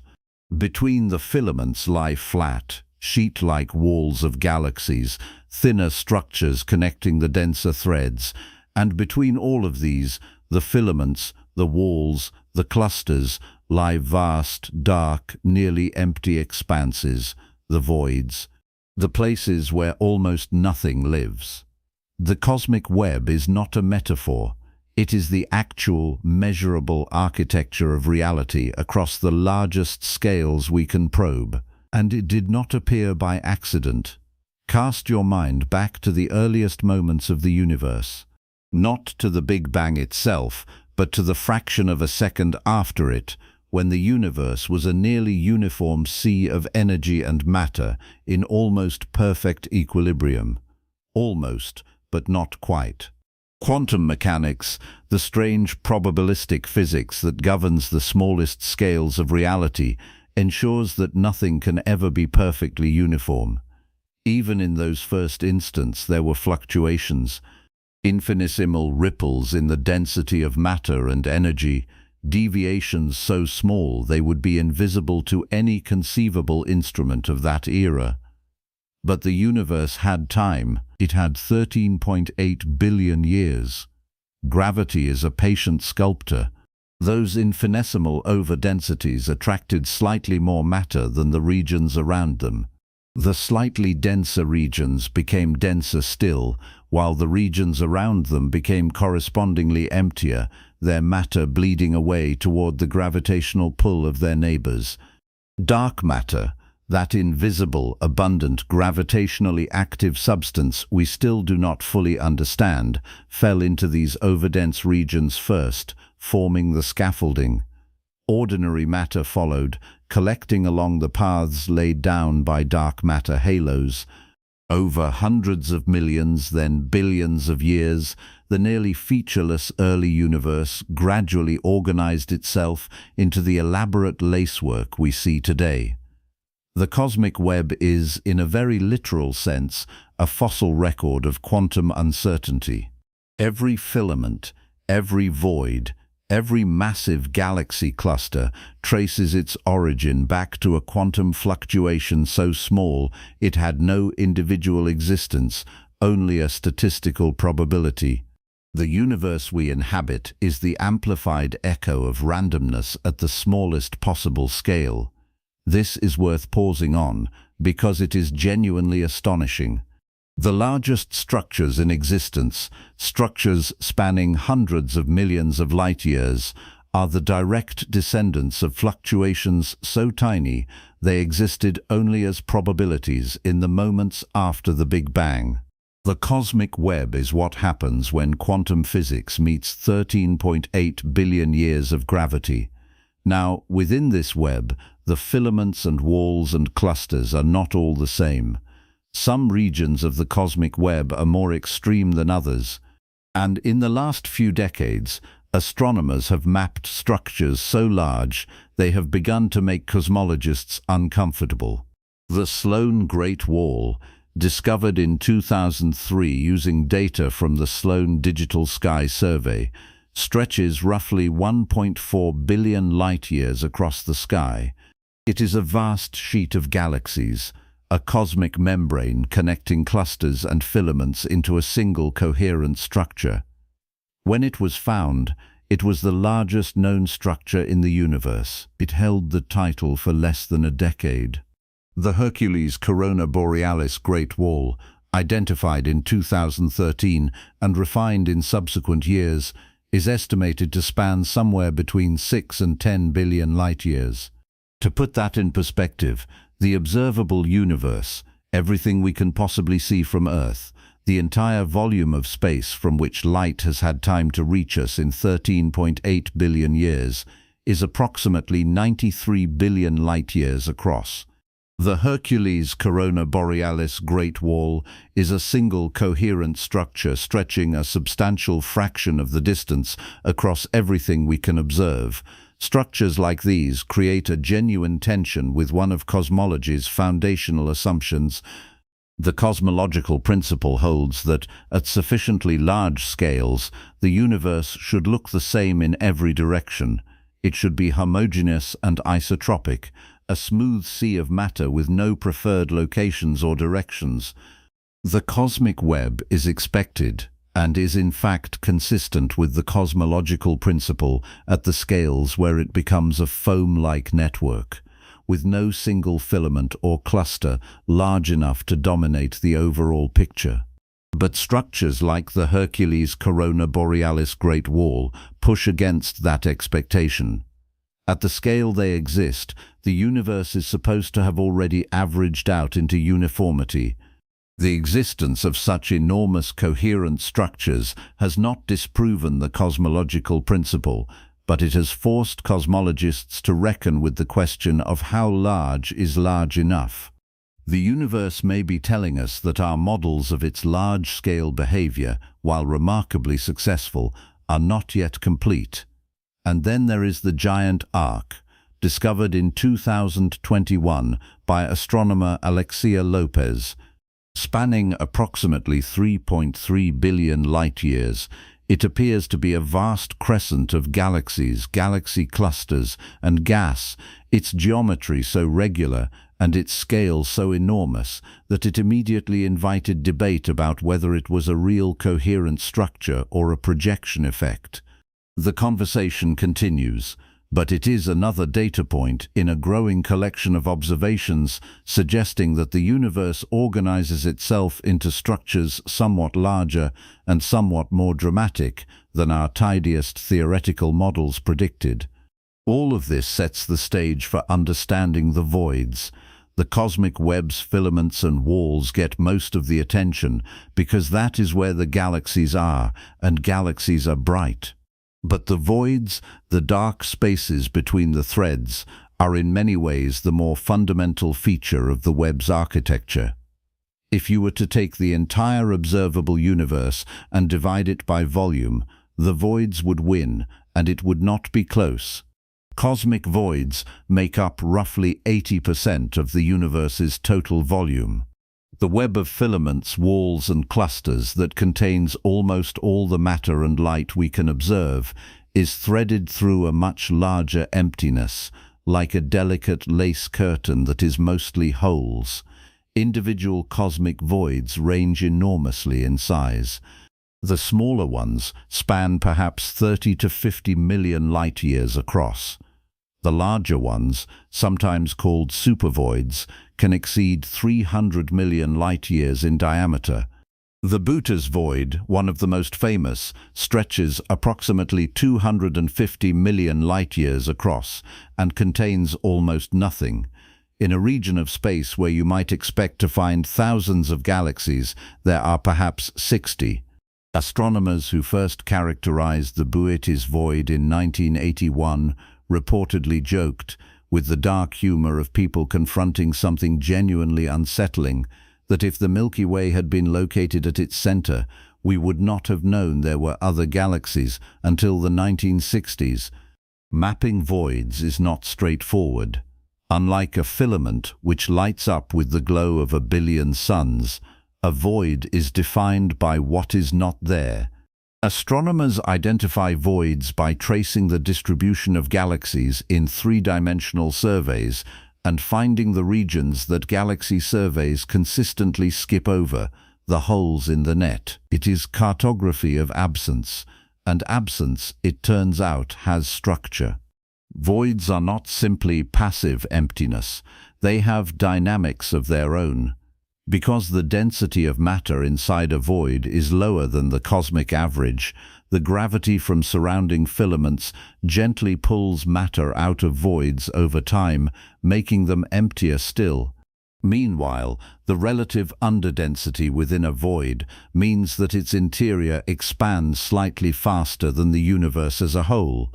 Voids are, in a sense, inflating from the inside. This has measurable effects on light passing through them, effects that cosmologists can use to study the properties of dark energy and the rate of cosmic expansion. But voids are not entirely empty. The galaxies that do exist inside them are fascinating objects in their own right. Void galaxies tend to be smaller, bluer, and more actively star-forming than their counterparts in denser environments. Without the harassment of nearby neighbors, constant minor mergers, and the ram pressure stripping that affects galaxies in clusters, void galaxies evolve in relative isolation. They are quieter, in a sense, more innocent. They have experienced less violence than their cousins in the crowded filaments. This brings us to something that might seem counterintuitive at first, but which connects everything we have been exploring. Alcyonius and Porphyrion, those radio galaxies whose jets stretch across 5 and 23 million light-years respectively, do not live in the densest, most spectacular regions of the cosmic web. They do not anchor the most massive galaxy clusters or preside over the richest filaments. They tend to be found near voids, in underdense environments, at the quieter margins of the cosmic web, where the surrounding intergalactic medium is thin and its pressure is low.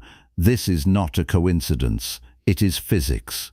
The jets that erupt from the central black holes of radio galaxies are extraordinarily powerful, but they are not infinitely robust. As they propagate outward from their source, they push against the intergalactic medium, the diffuse gas that permeates the space between galaxies. In a dense environment, that ambient gas pushes back hard. It disrupts the jets, bends them, strips away their coherence, and ultimately limits how far they can travel before dissolving into turbulence. The jets of radio galaxies in rich cluster environments are typically shorter, more distorted, and more chaotic than those in emptier surroundings. But near a void, where the intergalactic medium is thinner than anywhere else in the universe, where there is almost nothing to push back, the jets can propagate with remarkable freedom.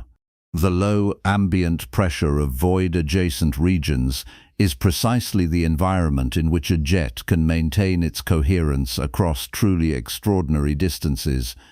Alcyonius grew to the size it did not just because of its black hole, not just because of the particular physics of its plasma jets, but because it happened to occupy a cosmic address where almost nothing stood in its way. The universe's emptiest places are, paradoxically, the stage for its most physically extreme individual objects. The largest things tend to grow in the quietest neighborhoods. There is something almost poetic about this. The cosmos rewards isolation with scale. Porphyrion pushes this further still, at 23 million light-years, with two jets that together span a distance larger than the gap between the Milky Way and some of its most distant satellite galaxies. Porphyrion exists in an environment so underdense that the jets encounter almost no resistance for millions of light-years in any direction. Its scale is not despite the void. Its scale is because of the void. This relationship between emptiness and extremity reframes how we think about the cosmic web. The web is not just a map of where things are, it is an explanation of what things become. The environment written in large-scale structure shapes the individual objects within it, governing how they grow, how they die, and how large they can ultimately become. And now, having pulled back this far, having moved from the individual galaxy to the local group, to the cosmic web, to the supervoids and the great walls, let us take one final step back to take in the full picture. IC 1101, 100 trillion stars, a stellar halo stretching perhaps 4 million light-years in diameter, the largest galaxy we have yet identified by stellar mass and optical extent.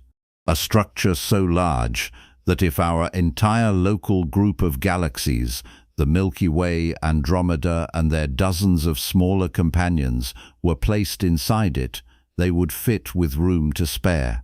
A structure we have spent 2 chapters trying to fully comprehend. From the scale of the cosmic web, IC 1101 is a bright knot in a filament, not a metaphor, not an approximation, a literal description of its position and relative scale within the larger architecture. IC 1101 sits at the heart of the galaxy cluster Abell 2029, which is itself one node in a larger supercluster structure. That supercluster is one concentration among many within a broader filament of the cosmic web, and that filament is one thread among countless others in a structure so vast that astronomers have not yet agreed on where it ends, or whether the concept of its ending is even meaningful. IC 1101's 4 million light-year halo is staggering from the inside.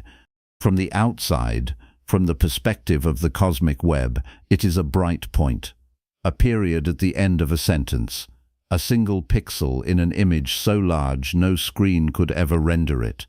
This is not diminishment, or rather, it is diminishment in the truest sense of the word, a reduction that reveals rather than obscures. To see IC 1101 as a knot in a filament is not to make it smaller, it is to understand what kind of thing it is. It is a concentration of matter at a crossroads of the web, a place where the slow accumulation of billions of years of mergers and gravitational harvesting has produced a single brilliant node. It is punctuation in a sentence we are only beginning to read. And what happens to punctuation? What happens to the nodes? What happens to IC 1101 as the universe continues to age, as the cosmic web continues to evolve, as the voids grow emptier and the filaments stretch thinner across an expanding space? We have been exploring what these giants are, and how they came to be, and where they live. But the universe does not hold still. The structures we have been studying are not frozen monuments. They are part of a story that is still being written. And the next chapter of that story, the fate of the giants, is one of the strangest, and in some ways most unsettling, that cosmology has to tell. The fate of giants, what becomes of the universe's largest structures, we have been pulling back, further and further. From our solar system to our galaxy, from our galaxy to its nearest neighbors, from clusters to superclusters to the vast filaments and voids of the cosmic web. And somewhere in that process of stepping back, of trading intimacy for perspective, something shifts. The structures stop feeling like places and start feeling like patterns. The universe stops looking like a collection of things and starts looking like a single, breathing architecture, ancient, intricate, and indifferent to whether anyone is watching. But we have been watching, and having watched, having traced the threads of the cosmic web from their origins in quantum whispers to their present grandeur, there is one question left, the question we have been circling without quite naming. Not where did all of this come from? Not how large can a single structure grow, but what happens next? What becomes of the giants when the universe itself has plans of its own? The answer is not a comfortable one, but it is, in its own way, magnificent. Begin with IC 1101, the Colossus. The galaxy that has anchored this entire journey, that soft elliptical glow sitting more than 1 billion light-years away, assembled over billions of years through the patient accumulation of hundreds of smaller galaxies. Even now, as you consider it, it continues to grow. Minor mergers are still occurring at its fringes. Small satellite galaxies, drawn in by gravity's inexorable pull, are spiraling inward and being absorbed into the diffuse outer halo, adding their stellar mass to an already incomprehensible total. In this sense, IC 1101 is not finished. It is still technically in the process of becoming, but look more carefully and you begin to see the signs of something else, something quieter. IC 1101 is an elliptical galaxy, and one of the defining characteristics of elliptical galaxies is that they have largely exhausted their supply of cold gas. Cold gas is the raw material of star formation. It is the stuff that collapses under its own gravity, heats up, ignites, and becomes a new sun. In spiral galaxies like the Milky Way, cold gas still pools in the disk, still feeds new generations of stars, still lights the arms with the blue-white blaze of young stellar fire. In IC 1101, that process has slowed to something close to stillness. The galaxy is not dead, but it is aging. The stars being born inside it now are rare exceptions rather than the rule, and the dominant stellar population consists of older, redder, cooler stars, the long-lived embers of a fire that burned most fiercely billions of years ago. This is what astronomers call a red and dead galaxy. The phrase sounds brutal, but it captures something real. The grand creative phase of IC 1101's life is behind it. What remains is a long, slow twilight, an immense structure still gathering occasional mass at its edges, but internally quieting, its light growing redder and dimmer with each passing billion years as its older stars age off the main sequence and its younger stars grow fewer. And yet even this twilight will not last forever, because the universe itself is changing in ways that will eventually overtake even the largest structures we know. For the past several billion years, the expansion of the universe has been accelerating, not slowing down as you might expect from a universe full of matter pulling gravitationally on itself, but speeding up, driven by something we call dark energy, a property of space itself that generates a repulsive effect at the largest scales. Dark energy does not act locally. It does not tear apart galaxies or solar systems or even galaxy clusters bound tightly enough by gravity. But at the scale of the cosmic web, at the scale of the most loosely associated filaments and walls, it is already winning. The most remote regions of the cosmic web, those vast sheets of galaxies and the delicate bridges between clusters, are already being stretched. Over billions of years, the expansion will overwhelm the gravitational threads that connect distant structures, severing the loosest associations first, then gradually pulling apart even modestly connected regions. New galaxy clusters will cease to form. The raw material that would have gathered into the next generation of large-scale structures is already being dispersed faster than gravity can collect it. The cosmic web, that extraordinary fossil record of the universe's earliest moments, is not permanent. It is a phase, and the universe is slowly, inexorably moving on to the next one.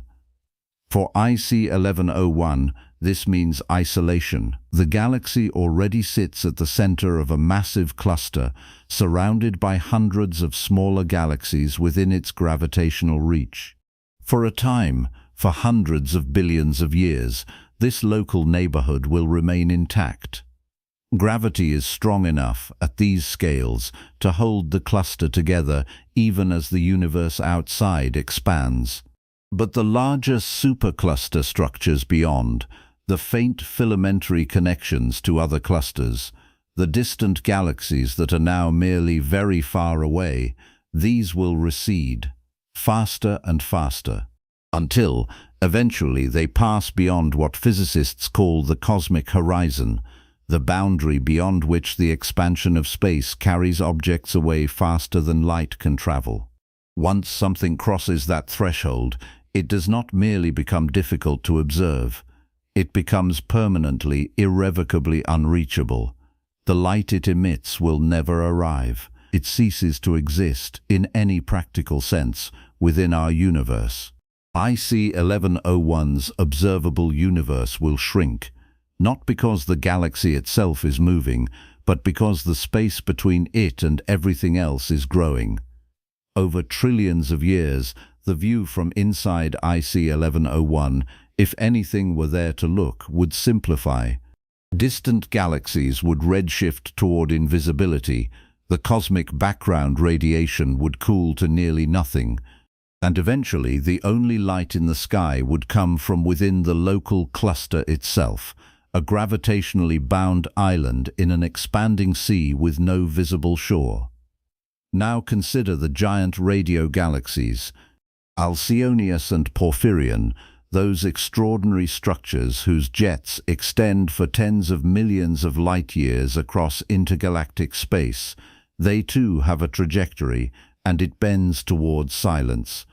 The jets that define these galaxies are powered by accretion, by matter falling into the supermassive black holes at their centers and releasing enormous energy in the process. But accretion is not infinite. The supply of infalling material fluctuates with the availability of gas and the merger history of the host galaxy. At some point, as the local environment becomes depleted and the galaxy's gas reserves diminish, the accretion rate will decline. The jets will weaken. They will lose the internal energy needed to maintain their extraordinary coherence across millions of light years. They will begin to fray. What is left behind when a jet fades is something called a radio lobe. This is the diffuse, expanded cloud of magnetized plasma that the jet has been inflating over millions or tens of millions of years, an enormous bubble of energetic particles dimly glowing in radio wavelengths, drifting in intergalactic space like smoke after the fire has gone out. For a while, these lobes remain detectable. Radio telescopes can pick up their fading emissions, but they are no longer being fed. They are coasting on stored energy, and that energy dissipates, slowly but surely, carried away by the expansion of the plasma, radiated away as radio waves that travel outward and are absorbed by nothing in particular. Over hundreds of millions of years, the lobes thin. Their radio signature drops below the threshold of detectability.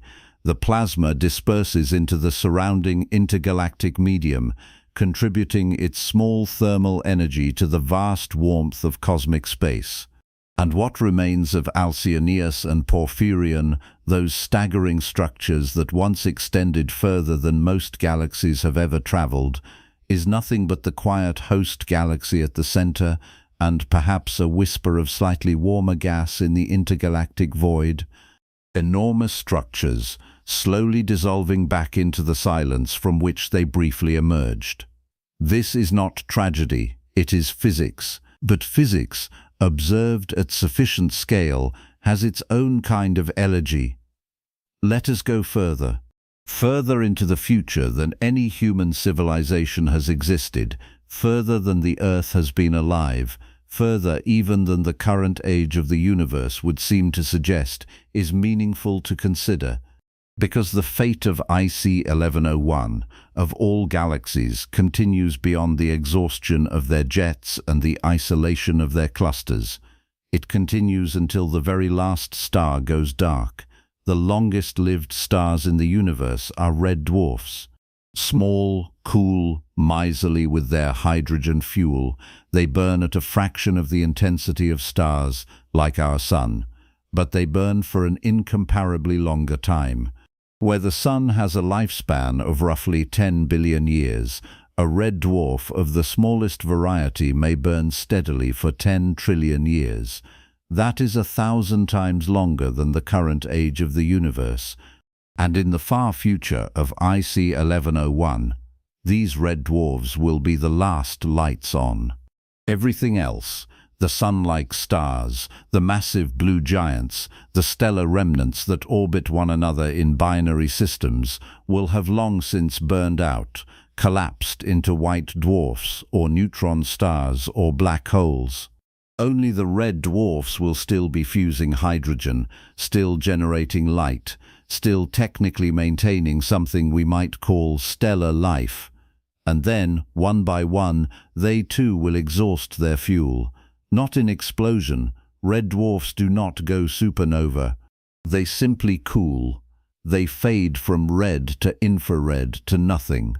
The last one will go dark, and when it does, IC 1101, the largest galaxy in the observable universe, assembled over billions of years from the wreckage of hundreds of smaller galaxies, home to 100 trillion stars at its peak, will be a galaxy of ghosts. White dwarfs slowly cooling toward black, neutron stars spinning down, and at the center the supermassive black hole, still there, still enormous, still technically the most gravitationally dominant object in the region. But even black holes do not last forever. Stephen Hawking demonstrated theoretically that black holes emit radiation, an extraordinarily slow quantum process by which pairs of virtual particles form at the event horizon, one falling in and one escaping, gradually carrying mass energy away from the black hole over time. The process is so slow that for the black holes we know today, the radiation is utterly negligible, swamped by the background temperature of the universe, lost in the noise. But in the far future, in a cold and empty cosmos where the background temperature has dropped to nearly absolute zero, Hawking radiation will eventually dominate.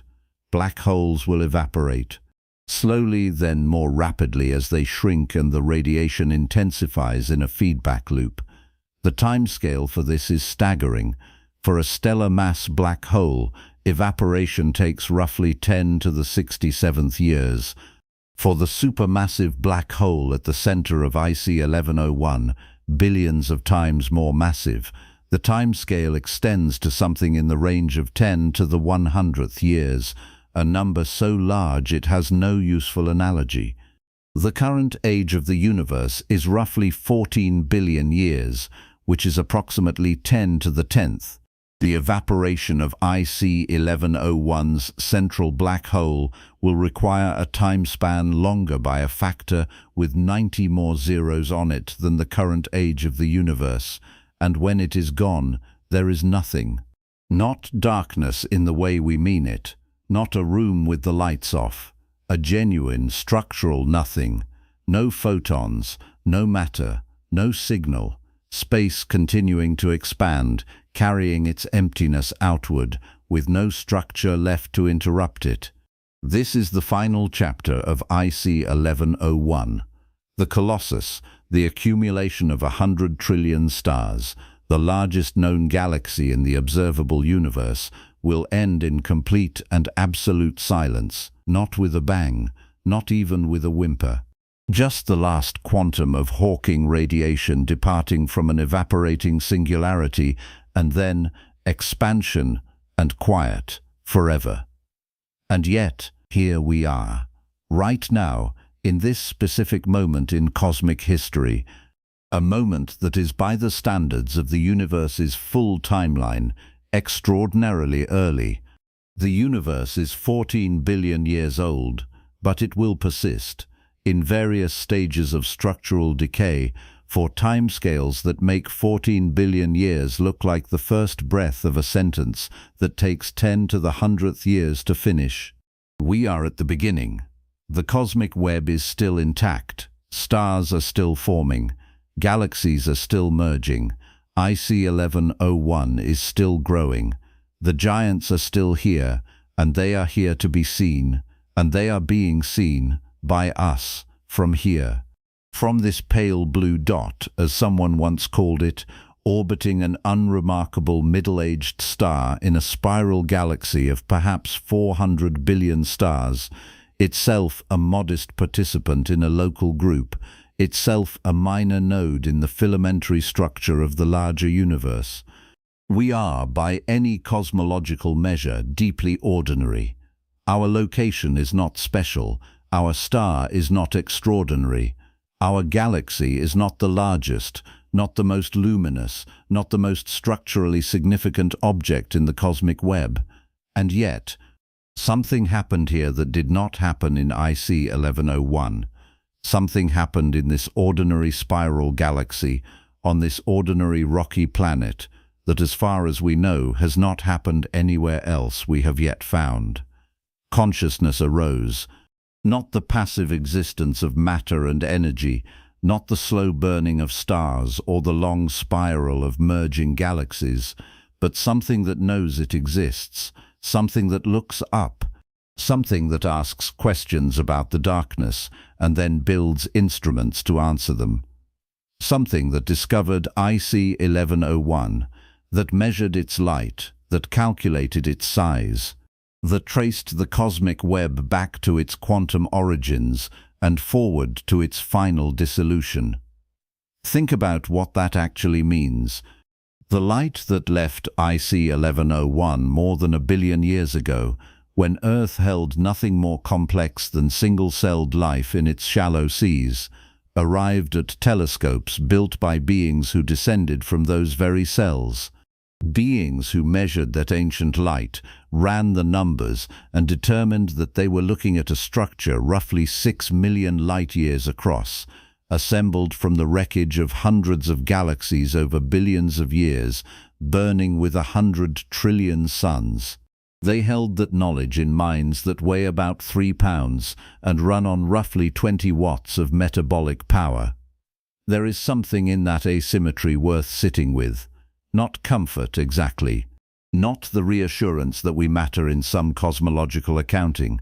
The universe is not arranging itself around us, and the fate of IC 1101 will proceed entirely without our input. But meaning perhaps of a different kind, the kind that comes not from being central, but from being capable of comprehension. The universe has, in at least one small corner of one modest spiral galaxy, developed the capacity to contemplate itself, to look outward across 1 billion light-years and say, there is something there, and it is larger than anything we have words for, and it will be gone someday, and we understand why. That is not nothing.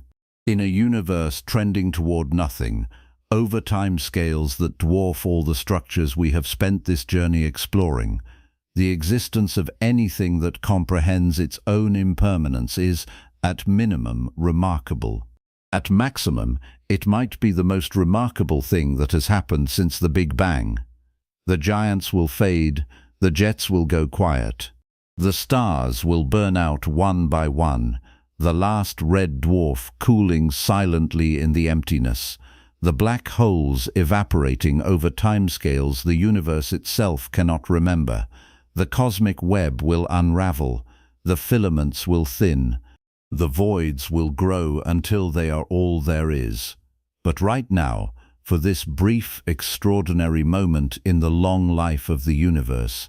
The web is intact, the giants are burning, and we are here looking at them, measuring them, wondering about them, finding them beautiful. That is the thing about scale. Push it far enough in any direction, large enough, distant enough, old enough, and you expect to feel small. And you do, of course you do. How could you not, standing in the shadow of a galaxy 6 million light-years wide, assembled over billions of years, burning with 100 trillion suns? But push a little further, past the smallness, past the vertigo, and something else is waiting on the other side. Something that looks, if you let it, surprisingly like wonder.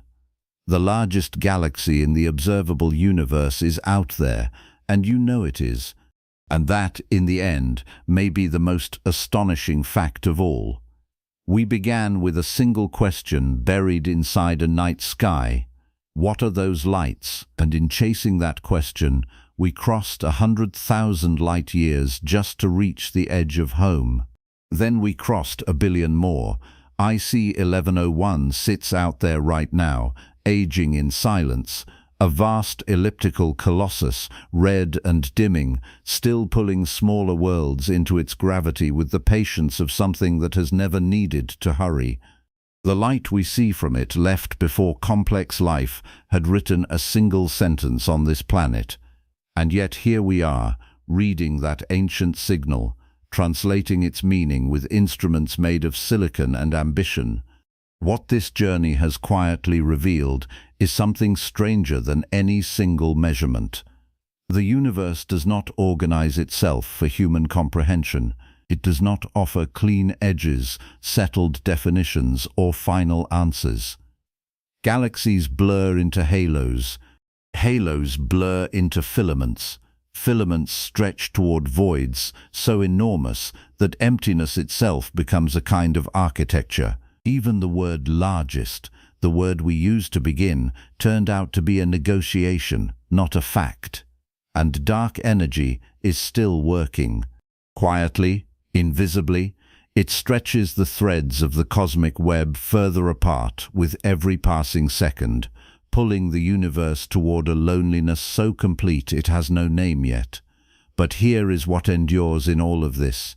Somewhere on a rocky world orbiting an ordinary star, inside an unremarkable galaxy among hundreds of billions of galaxies, a creature looked up. Not because it had to, because it wanted to know. IC 1101 will outlast everything we have ever built or imagined. But it will never do what you just did. It will never wonder what it is. And in all this vastness, that might be the most extraordinary thing the universe has ever produced.